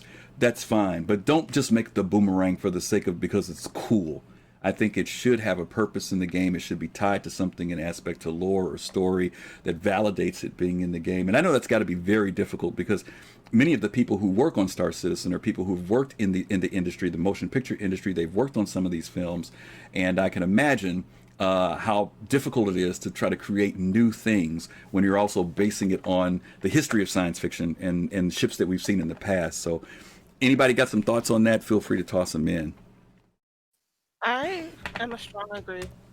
I don't think that the idea of just taking something and throwing it in because, hey, cool, and other people know this, that just seems really disingenuous, just like baiting people in, which is not something the Star Citizen needs to do $300 million later. Like, they know what they're doing. Yeah. And that's unnecessary. And I don't think they want to deal with the copyright infringement, so just they have all these brilliant minds and they have all these, amazingly technologically advanced people. Just let them do what they do. They know what they're doing. They've done well so far. I mean, listen, earlier today you and I were playing and you looked at my armor and realized you could read the barcode. You know what I mean? Like, so they know how to design. They know what they're doing. They'll come up with some weapons. They'll come up with something different, something cool, something we haven't seen yet, or something that we have seen, but that it's, tweaked a little bit and made for Star Citizen.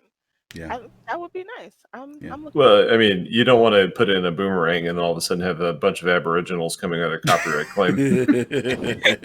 This is true. Admiral, I got a question for you. Did you watch The Mandalorian? I have not watched that show yet, actually. You haven't watched it? STL, did you watch it? Yeah, I watched it. Okay. Are we talking about, are we getting ready to get into disintegration? Well, no. Last episode, right? Okay. And Grand Moff comes out and he's carrying the sword, right? For some people who didn't know the lore, right? People who didn't know the lore may have thought, oh wow, they decided to break out a lightsaber. But people who knew the lore knew what the Darksaber was, right? Clone Wars, baby. It made sense, and it made perfect sense. So that's how I feel. If something's introduced, it's got to fit in somewhere. Just because the cool factor is okay, but like he said, you just don't want people running around swinging a lightsaber, just because you can, I think my biggest thing with it all is, and I think I'm just trying to express like the frustration that I hear like on my videos a lot of times. Is people just want the game out, right? Yes, like like a boomerang or some alien race of throwing weapon is a great idea, but at the end of the day, it should not be a priority. So I think if they come in and just say like, look, we plan on doing something like this, like we love it, we like the idea, theoretically it's great, but if you're trying to put it in today, it doesn't make sense for us to develop this random weapon that flies off into the distance and comes back. You get the core game up and then you can explore the fun stuff after. Yeah, that's why we're doing base jumping now and mountain climbing and rappelling and stuff. Yeah. Well, I'm going back to the top hat with the blades around the edge. I'm digging the whole odd job thing. I really am. I think they could just do that, and that'll be the end of it. It's got a gold rim on the edge. I mean, it looks like it's ready to go. Absolutely. Okay. Let's hit this. I think there's one more question, maybe one or two more left. So let's hit these real quick. The Gemini S71 has fire modes on the physical model of the gun, but in use is only semi-automatic. What gives? All right, so hands up in the air. I think the fire mode decals are actually a bug. So I'll see what we can do about getting that fixed. Basically, I think back when the weapon was actually being made, we were playing around with a few different fire modes on there. So I think the decals made it on there while we were signing the weapon off. Then at some point, a fire mode must have been removed to kind of push a more focused functionality of the gun. So yeah, I think that was just something that was missed, which we can quite easily fix. I'm going to elaborate on this a little bit. By the way, thank you for following, and also Moriar, thank you for following as well. I want to go back on something here because when Gigi and I were out earlier today, she was talking about I was looking at her armor and reading the barcode on it. I also happened to zoom in on her rifle. What did you have, a P6 or a P? What was it you had, a P8 something? I can't remember. P8. But on the gun, I noticed that it had settings for full, auto, and single fire. And I had never noticed that before. And this is kind of what they're alluding to here, that some of the weapons actually show multiple modes for firing, even though we don't necessarily have the capability to do it.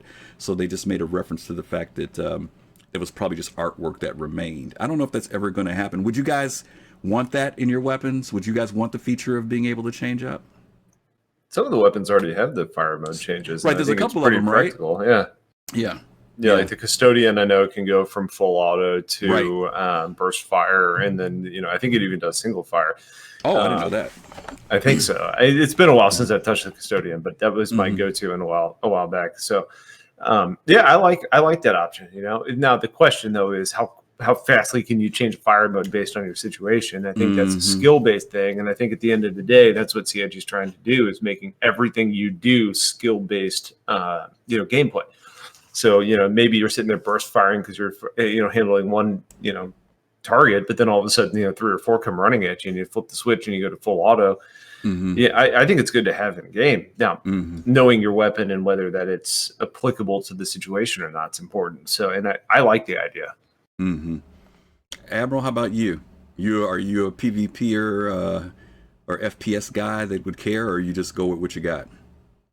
No, again, I like Star Marine. I'm more of a PvE person, but understand the PvP reality. So I try to, test my abilities in there. But I think, if you're shooting a real firearm, I'm not gonna, and I have to turn it to fully automatic. I just know I'm gonna move my thumb or whatever, and it's just gonna switch. I shouldn't have to look at it and press G or F and then look down at it. So it should be like a button you press to get to it, because it's just, if you're good at what you're doing, you know what it is. You know how it's supposed to feel, and of course you could just inspect it anyways. I just, when you're in combat, you just don't do, let me inspect my gun. Right. Yeah, it needs to be something intuitive and quick. I agree 100%. Okay, let's see. I think we got one more question, maybe. Let's see. Any update on firing FPS weapons from the passenger seat of vehicles, like the Cyclone or the Dragonfly, or even the OG, the original Grey Cat PTV? Yes, absolutely. We haven't forgotten it. Again, massive caveat: game development, things could change, but we'll start next year. And it's not just doing drive-bys and shooting people whilst laughing manically. It's also, I want to have a snack on a burrito whilst I'm quantum traveling in my Gladius. There's a lot of things we're going to be looking at in terms of doing the majority of what you can whilst on foot, but also in a ship seat or on the back of someone's bike. So yeah, lots of stuff to come from that. We're off here. Viking, thank you for that follow. And STL, thank you as well for the follow. This interests you, GG, being able to sit in a passenger seat or on the back of a bike and being able to do your shooting and stuff? Absolutely. I get motion sickness when I'm driving. I do not get motion sickness when I'm riding. So if I was just riding and able to, assist that way, I would totally be down for it. It's just like, it's essentially firing the turret in a ship, you know what I mean? So just giving me the opportunity and the ability to do that, I would so be for it. Admiral, question for you. How important is this? Is this something that they should be working on pretty quickly, because we are starting to get into this whole thing with theaters of war? Or do you feel like, when they get it in, they get it in? When they get it to it. Well, I 100% agree with GreenEyedGyal. It's definitely needed eventually. When you need to do it, I'm not 100% sure. I mean, it's definitely needed in the game when they're done, but I'll push my answer to either STL or Red Wolf if he's back. Okay. STL, you there? Yeah, I'm here. Any thoughts? So I'd say it like this. I think it falls into not necessarily the boomerang category, but somewhere between that and core gameplay mechanics. Like having the ability to do that provides depth to the game you're playing, right? Like you come out, you're flying or you're driving around, your buddy is able to shoot, especially now that we have weapons like the Animus and the railgun. Right. Having the ability to do damage against other vehicles. So he's talking about ground combat. which they're obviously making an attempt to make relevant. Either brought in the Ballista, they brought in the Nova, they brought in all these different combat ground vehicles. And while I still have doubts about the value of ground vehicles when you talk about their real world price and what it costs in UEC, and then their capability against something like a space, like a ship, a Saber is going to take out a Nova tank. It's going to happen. So it's just the way it's going to work. I mean, you can't compare the weapon sizes, but you start talking about that ability. And one of the conversations that came up with my org tonight was the ability to do a bunker mission dealing with the turrets. The turrets don't currently fire at ground vehicles, but how much more immersive would it be if they did? And they will eventually, right? Like, they're not AA turrets, they're just turrets. And you can almost envision coming in with Valkyrie, dropping off a couple of Cyclone TRs, and you drive up, and you're driving the turrets going to town. You've got the like a railgun going to town. There are a bunch of different options in there to engage. What I think is interesting is, can you, and this kind of goes back to the dual wielding question earlier, as a driver, you only really need one hand on the wheel, right? Like, you've got pedals in it. It's a car. Can you hang an arm out and start shooting yourself? I could theoretically do that today. It would be very bad of me to do that, but I could. But, like, how far do they want to take it? So as far as developmentally, I don't think it's a priority by any means. Getting on the back of a dragonfly and shooting sounds like a hell of a lot of fun. Right. I want them to develop it, but do they need that to get to live? I don't think so. Yeah. I'm only seeing the need for it for one reason, and that's the fact that and this is a problem we have in ships, right, for some of the ships, or many of the ships. We've been looking for, when I'm piloting a ship and I'm in a multi-crew ship and someone is sitting next to me, what is their role other than being a passenger, right? Some things they can do. We know that they can manipulate some things on the screens. But what other things can they do? And when I'm in a ground vehicle, let's say I'm riding in one of the buggies or whatever, but most of the time I'm doing the work and the person sitting on my right is just sitting there. So I would love for them to be able to have some facility to do something to defend us when we're rolling up on a facility. I'd love to know that, because I'm driving, that the person next to me, if they need to pull out a weapon to defend us, similar to when we were riding on a Yellow Jacket, if there's somebody on that back seat, it's great to have them as a passenger, but it's also great to know that if we need some type of point defense, even if it's just a little bit, that's there. So I just want the other player to be able to have some type of reason for being there beyond just being taken somewhere. Now, at what level, like you said, on a priority level, do we make that happen? It'll happen when it happens. But I do want to have everybody who's in that wagon or on that cart or on that bike, somebody feels they've got a role that they can contribute and that they're just not riding around, because that to me just kind of sucks, Yeah, I mean, from a gameplay perspective, it's a bunch of people that are just, they're passengers. It's all they are, from A to B. It's an Uber. It's a futuristic Uber right at that point, right? It is. It's 100% right.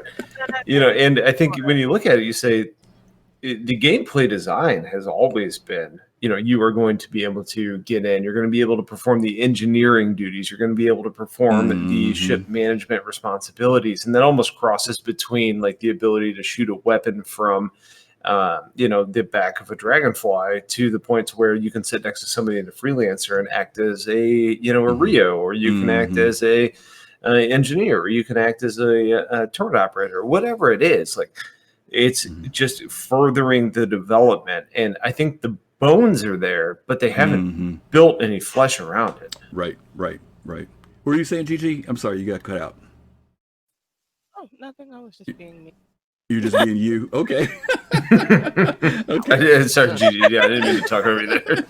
I was going to say, Griffin, that my co-pilot, whether it be a Dragonfly co-pilot or freelancer, is going to be in charge of the Spotify boring music selection as we go into battle. You're going to hand off that responsibility? Hey. That's why it's such an important role. DJ. I can't fly, but I can DJ. Fair enough. If our tastes align, you can ride my co-pilot. I've never actually. this is reasons why I want things like this, because I've never been good at doing that. I've never been good at being the front man. You know what I mean? I operate better when I'm not in a spotlight. I work better when I can do what I'm doing and move on quietly, and nobody really has to know. But as long as the team wins, I'm happy. I choke in the spotlight every time. I'm like, knees wobbling. I can't do it. In the spotlight right now. What are you talking about? We're literally looking at you. And you don't know how much it takes to get her. You don't know how much it takes her to go on the spotlight, guys. You don't know. Don't listen to Griff. Like hyping me up for like 6 days to do this. Yeah, it takes a lot to get her to come on. Trust me, it does. All right, here's our other question. There's a lot of things we're going to be looking at in terms of doing the majority of what you can whilst on foot, but also in a ship seat or on the back of someone's bike. So yeah, lots of stuff to come from that. We're off here. What kind of considerations have been made, if any, to distinguish between cover, objects that are capable of stopping a projectile, and concealment, objects that just keep people from seeing you but don't offer protection, physical protection? Again, this kind of links in a bit more with physical damage, so I don't want to touch on it too much, but we're going to be utilizing essentially our materials system. So if something is determined to actually be of a, say if it's steel and we know its thickness, then we'll know how much it can be penetrated. Whereas if it's something that's concealing you, like a leaf or like, a cloak or something like that you've got, or like a cloth that you've got over your head, then we'll know that it's extremely thin and it's made of this material that's not very tough. So I think people will just be able to look at things in the environment and actually go like, that's made of metal, it's several inches thick, I'm probably okay to hide behind that, versus there's a wooden table that's been flipped over here, I might actually take some damage if someone shoots through it. So Chris, any plans for more melee weapons? I mean, knives are cool, don't get me wrong, but batons, baseball bats, giant two-handed samurai swords, anything? So all those do sound great, and never say never. Nothing's in the works currently, although obviously we do have the Vandal staff. So that's... Well, you have it, the people don't have it. Internally. I'm talking about stuff for the people. Talking about stuff for the people. So we have to get that working. So we will definitely be getting staff weapons working with melee, and as obviously it's a rifle as well. But no immediate plans. Okay. So we got through our 1 hour SCL in 30 minutes. You guys want to give any thoughts on those last two items that they brought up? I would say that, when you talk about like melee weapons in general, I think it would be nice if you could have a little bit of a variety, right? Like, a baseball bat's fine, but is it relevant, 1,000 years in the future? Maybe not. Right. Yeah, but when they said baseball bat, my whole face scrunched up. It's America's pastime. It's not the UEE's pastime. Somebody find me the point of a baseball bat in space. I played baseball all the way through college. I was a good ball player. I love baseball. I will pick up a bat today, but I don't expect to use it when my grandson's sons is in the future. That being said, I think what would be really cool is if there's an item around you that you can interact with, right? It doesn't matter what it is. Maybe there's a loose 2x4. Maybe there's an iron pipe. Maybe it's a box. Our characters today are clearly capable of picking up a 1 cubic meter box.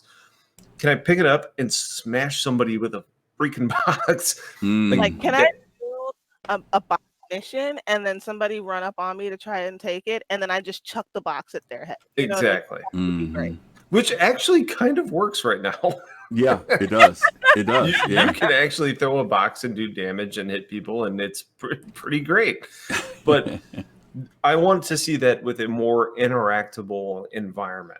We go down to these bunker missions, and there's stuff everywhere. All over. And there's a lot of it you can't interact with. But if they can get to a point to where there's something that's not stationary or bolted to the ground, you can pick it up regardless of whether it's valuable or as part of a mission, and you can use it. great, you know. So maybe there's a chunk of sheet metal that you can pick up and use as a yeah, as a shield, exactly. And if maybe somebody's capable enough to hit your fingers and you're holding it and then you drop it, like that's the level of immersion I think they're shooting for. But developmentally wise, it's really challenging. Well, let me say this now so we can break Gigi's heart. It has been found, Gigi, that Pico is the best body shield in the game. People literally hold Pico and they do not get shot. Pico is the hardest of core. Seriously. Now, I am so serious. They have tested this out. Pico, they use it as a shield. So she's not happy. She wants her Pico so bad. But people have been doing that. It is the craziest thing. I could not dislike the snowboard. Snowboard. Pico has picked up debris for a shield. Yeah, but I will say this to your point, Gigi. They showed us in that earlier video we looked at on ISC where they did actually take a crate and tossed it. So they are evidently thinking about that. Now the question, but what they also said was they're going to be factoring in weight and all that other stuff too. So how far you can chuck it, all that stuff's going to be a factor too. But again, STL, to your point, the immersion level, if we can get it to that level, like you said, it's there, but it's going to take a while to get there. Admiral, you got any thoughts on this whole thing at the end here? I think we all need to just look out for STL because I think he's going to John Wick somebody with the pencil. Yeah, I was going to Joker somebody with the pencil. You're going to give him a that would work too. That is too funny. That is too funny. But like I was one of the people that said, "Hey, I want swords," and some other people, came up with katana and stuff like that. But I forget what that smaller katana sword is. But I will rock the hell out of that, foot long, sword in my armor. Yeah, I used to have a 2.5 foot long broadsword that I named Raven. 2.5 foot long sword. Wow. You have that on your wall now, or that's? It's at my mom's house. No. That's a real sword, like actually in real life. Yeah, my parents have a sword too. It's like a Spaniard sword or something, and I remember picking it up as a kid and swinging it around and whacking the ceiling fan on accident. Oh, jeez! Oh my God! You guys remember, if you've ever seen it, the old Romeo and Juliet from the '90s with DiCaprio, and the guy, one of the dads, is in that limo, and he's like, "I need to grab my." Broadsword, and he goes up and it says like it's etched like broadsword in it. It's like an MP5. I'm like, this is the best movie in the world. But also conversely the worst movie in the world. Yeah, at the same time. Yeah. The fighting scenes were like the gas station fight scene was just like, wow. Yeah. Well, to your point though about the sword, Admiral, swords are something that are very much from obviously from our history, something that has been passed down for centuries, right? So to see a sword in this world would not be unusual to me, where some other things that people came up with might be a little bit more unusual. I would just think that, not only would there be some sort of antiquity, but also what would a sword be like in the year 2945? Like what does that mean? Has it changed much, or is there something new or different? Maybe it's the materials that it's made out of. I don't know. But it would be interesting to have some type of physical melee piece like that. I envision a sword with a hilt, and this light beam thing would emanate from the hilt up about 3 feet, and it could cut through metal. Like a light sword. You want Kylo Ren's lightsaber, but it's going to be with triangles instead of lines. Oh my God. Okay. All right. Well, go ahead, G. Extremely, like some 10-foot Vandal runs up and he's got like a 7-foot broadsword. Oh God. You know what I mean? And it's got some sort of spidery looking hilt and probably has like a talon hanging off the end of it, and it's probably made of obsidian or something insane like that. It sounds like something that's made by Trojan. Yeah, I was going to say, Gigi went back to Game of Thrones on us a little bit on that, I think. But Gigi brings up a good point. If the Vandal attacking us with swords or some type of pike, then has to be an equivalent in the arsenal to combat. Something that. like that. Well, Yeah. I don't know. Pistol. Ask Indiana Jones. The guy comes out with a big old sword to get shot. Yeah, that's true. Bring a sword to a gunfight, right? Right. But you know, I will say this. I really did, and I'm sorry we didn't get a better description, but when they showed us that Vandul spear, that lance of theirs, that thing looks amazing. And I know really it does does. something other than just stabbing people, so I'm really curious to see what the mechanics are behind that. And of course, for them to create other things. I think one of the questions that even came up to them, and we didn't get to hit it on here, was about alien weapons. And they talked about the fact that right now they're dealing with the human weapons, but alien weapons are coming. So I would love to see what else. We've always seen that lance that the Vandul have had, but obviously with them being the type of race they are, they've got to have an arsenal of different things. And it seems like that whole melee combat thing is a big thing for them, that close quarter combat stuff. So I'd love to see what they develop for them. I think that'll be really I rich. kind of hope they just keep the close quarters, and I'll stick with my P6. Yeah, well, you know what they say, when you see a Vandul run, especially if they're not wearing armor, that means it's time to leave town. Listen, we're going to keep STL and Admiral, you guys are welcome to stay. I'm going to do something a little different this week because we've kind of cut through our material. What I want to start doing on occasion is highlighting some of the machinima that people have been creating around Star Citizen. And I've been trying to go back and find some earlier stuff. And some of the stuff may be stuff you guys have seen before. Some of it you may not have seen. They're usually very short stories. But I'm going to show one today. This will be the first one that we've shown. You guys can definitely comment, give us your thoughts on it, whether you like it, don't like it, you think it's cool. This is one of the ones that Rexzilla did a little while back. But there are a lot of other ones. There's so much machinima that people have created. And I think for those of you who've been around for a while, you know that in the early days, people were putting out some really good stuff. And it's gotten even better over the years. So let's take a quick look at this one. And then we'll get some thoughts from our two guests that are in here. And anybody else who wants to join in, you guys can come into the live studio with us. Give us your thoughts. We'd love to hear from you, okay? Here we go. This is called Black Valk Down.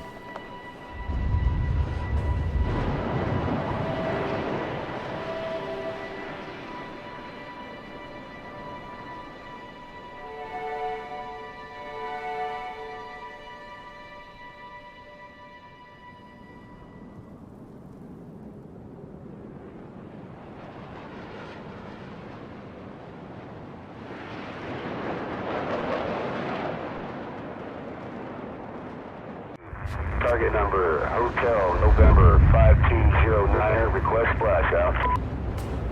30 seconds.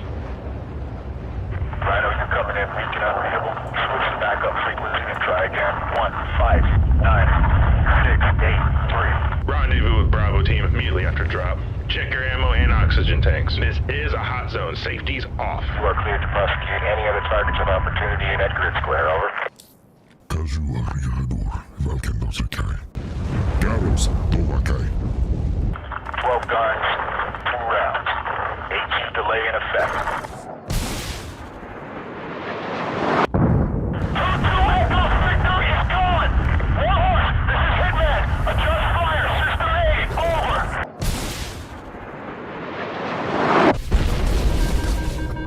I need damage control. Shields are down. Primary thrusters are damaged. Boosting auxiliary power.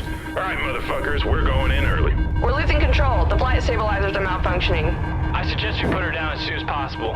Alpha 315. 5, 8, 7, 9. I'm gonna crash! Mayday! Get your asses to the bay. Brace for impact. Charlie, Arthur, 258, 792.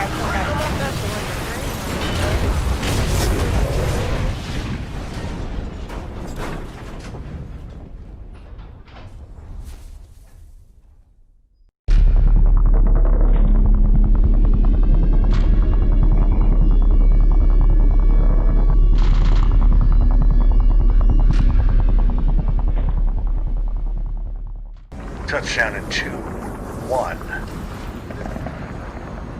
Down and clear. Good luck, Charlie team. Alright, Charlie team. Bravo team has confirmed KIA, but Alpha team went down a few clicks east of our position. We're to head to the crash site, provide assistance to Alpha, and evac them as soon as possible. Command reports multiple hostiles are in the area, with more on the way. Valk 3, you're clear for takeoff. Roger that, Charlie team. See you in a few.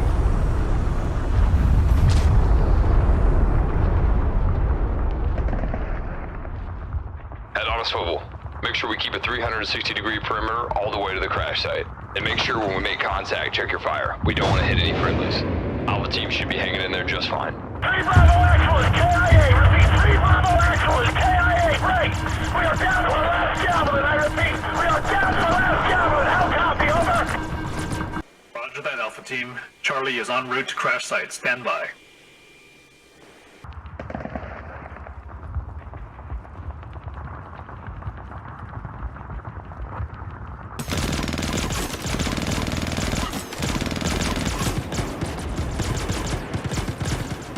Command, you better get evac here quick or turn them around. We are running out of time. Alpha, friendlies are entering the crash site from the hillside west of your position. Valk 3, Charlie team is pinned down. We need suppression fire on the ridgeline east of the crash site. Over. Copy that, Charlie. Making another pass. 3165. Over. 6 BMP station close. Over.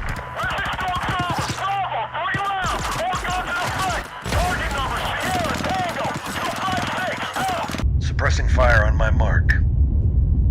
Mark.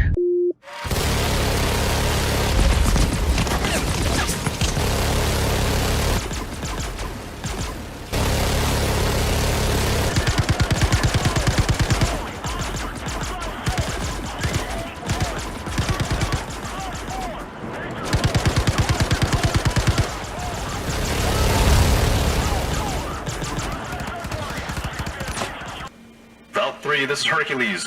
Charlie team has made contact with Alpha. Prepare for evac.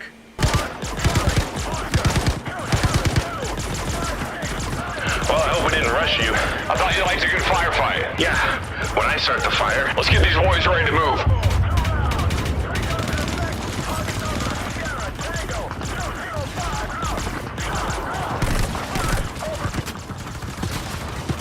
Ground team, evac in 15 seconds. Alright, boys, let's move. Valk 3 is touching down. Move. Turns are prime. Valk 1 is set to detonate. Enemies on the ridgeline. All troops. Valk 3 is touching down for evac. I repeat, Valk 3 is touching down for evac.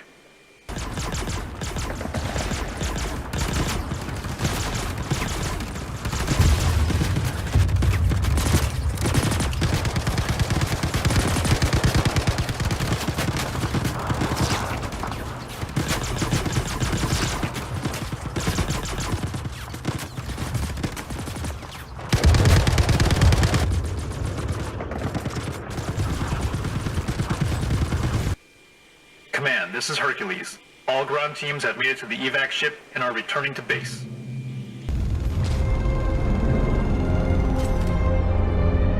Hold on tight, boys. Valk 1 destroyed. Valk 3, this is Command. Resupply at A strut. Don't get comfortable. We're going back in.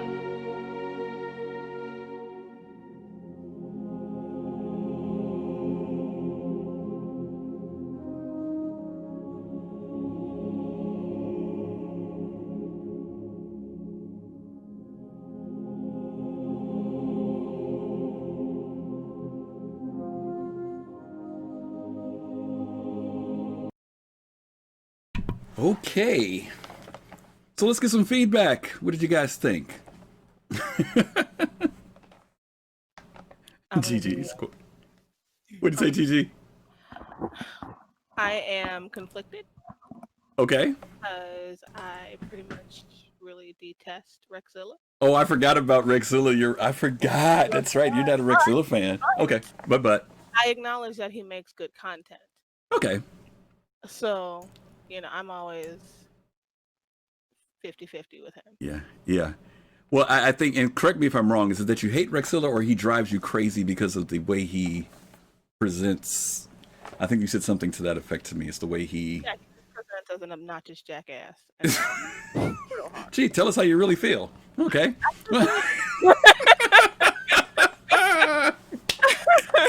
Okay. Admiral Kusanagi, we'll move on. What'd you think, Admiral?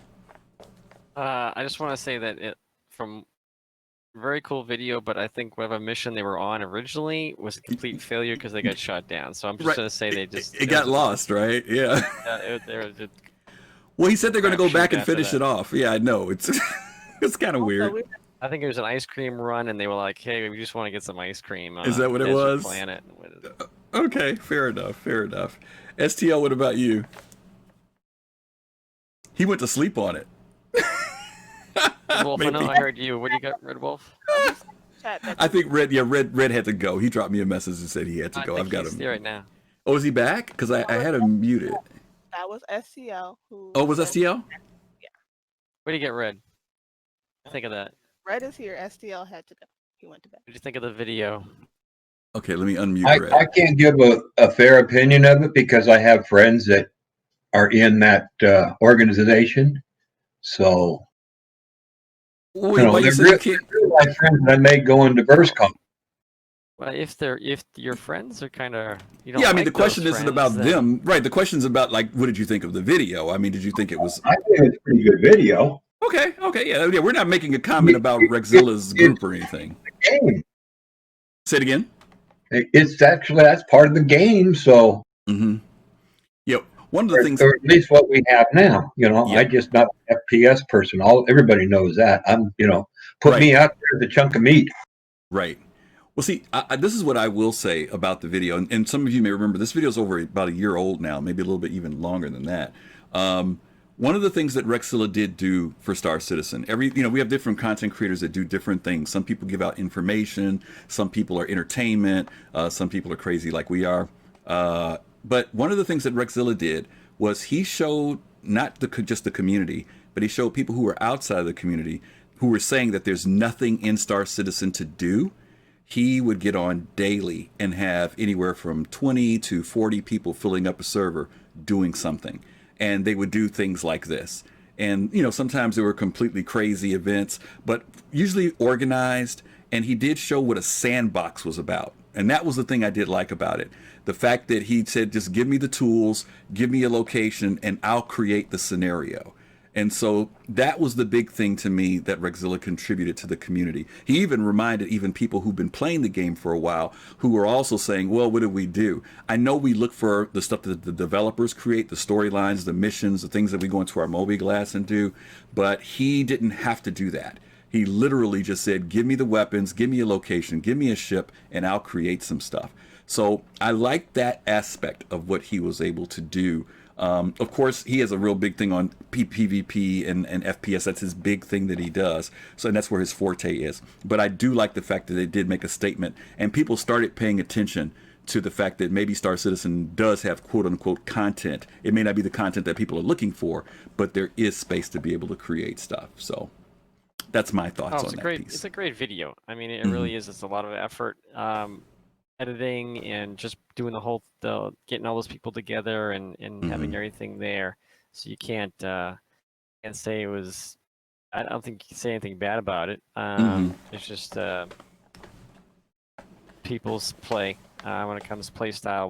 When people want to look at it one way or the other, but Red Wolf, you didn't say. What's your specialty in the game? You just doing missions? Are you doing industrial work? I'm trying to get I've been doing mining, pretty much. Just do mining, and I'm we got 3 miners here right now. Okay. I want the mechanics to come in for repairs. I've got a crucible in the Vulcan, and an upgrade to for the SRV, the tow truck.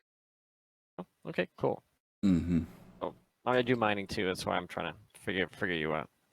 Yeah, Red has been waiting for his crucible like you wouldn't believe. I mean, that's been his big thing that he has been wanting to see come into the game, and I keep telling him it's coming. It is definitely coming, but he's a support guy. You wanted to do salvage too, right, Red? If I'm remembering correctly.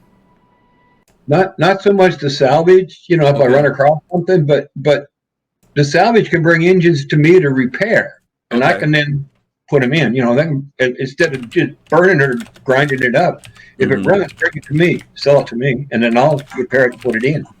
Okay, fair enough. All right, well, the link to I'm disappointed about skins right now, the paints, but Okay. Well, I just put the link to Black Hawk down in chat for those of you who are interested in it. And were you going to say something, Admiral, before I pass it off to Gigi? Well, I was going to ask her if she's thinking about getting the ore, that processing thing. Oh, the refinery? She wanted to get the refinery. The Orion. No, not the big Orion. Smaller one. Oh, the frankly, straight up refinery. I have been begging for a refinery since I got my prospector. It hasn't been released yet, but it's in concept. I know, but yeah, I've been begging for a refinery since I got my prospector. So immediately upon the availability of one, yes, I will purchase it. Is it 311 or 312? The refinery mechanic in game? The refinery decks, yeah, it's 312 now. At least they've pushed it back. The decks, the cargo decks are 11, and I think the refinery decks are 12. They pushed them back because they were together at one point, and then they pushed them back. Yep. Yeah, no problem. Well, listen, guys, thank you guys so much for sitting in with us. We really appreciate it. We had a lot of guests tonight, both Red Wolf and Admiral Kusanagi and STL. You guys, we really appreciate you guys hanging out with us. I'm going to have to let you guys out. I'm going to bring in one more person, our normal voice of the night who wants to come in and terrorize us as he always does, and that is our good friend, Fastcart. Hey, Fastcart. Hey, is this WKRP in Cincinnati? I'm looking for Les Lespin and Venus Flytrap. No, they're not here on this station. I'm sorry, but how are you? I got the wrong number. Yeah, you got the wrong number. Oh, okay. Well, okay. Yeah. How you guys doing? It's a fun show. Good. No, we appreciate. Thank you for helping out tonight as always. How was your guild battle? Did it go well, or did you guys were you mercifully killed? How did it go? We were stomped. Okay. Curb stomped. Basically, yeah, it was bad. It was real bad. Oh God! Oh my God! Okay. Well, I'm glad you were able to stop in as usual and give us your normal cordial greeting before we close out for the night. Gigi, why don't you tell everybody what's happening here, what we got coming up, and all that good stuff while I get ready to get our raid together. All right, everybody. So as you know, you can find us on Twitter, Instagram, and YouTube. You can also find us on Reddit. So, look for us on everything at Soul Citizens. Also, come hang out with us on Sunday. We'll be doing our regular Soul Citizen Sunday evening show. And we hope that you guys will come hang out and talk with us. We're going to be discussing all the good stuff. I forget, what did you say we were going to do? We're doing mocap. We're talking about mocap. Yeah. We're discussing mocap this Sunday. So come along for the ride and fly with your favorite Soul Citizens, y'all. We're going to do, for those of you who remember, there were some videos that were cut with Mark Hamill, with Gary Oldman, with Gillian Anderson, with John Rice Davies, with Circus, all those stuff. We're going to do those on Sunday and get caught up on this whole mocap thing, how it impacts both Squadron 42 as well as Star Citizen. So yeah, that's going to be the deal. So Fastcart. I had a crush on that was actually in the commercial. Oh God, yeah. Fastcart, you got anything before we go? No, I hope you see you guys on Sunday. It was a good show. It was a long show. It was so crowded, I didn't want to come in.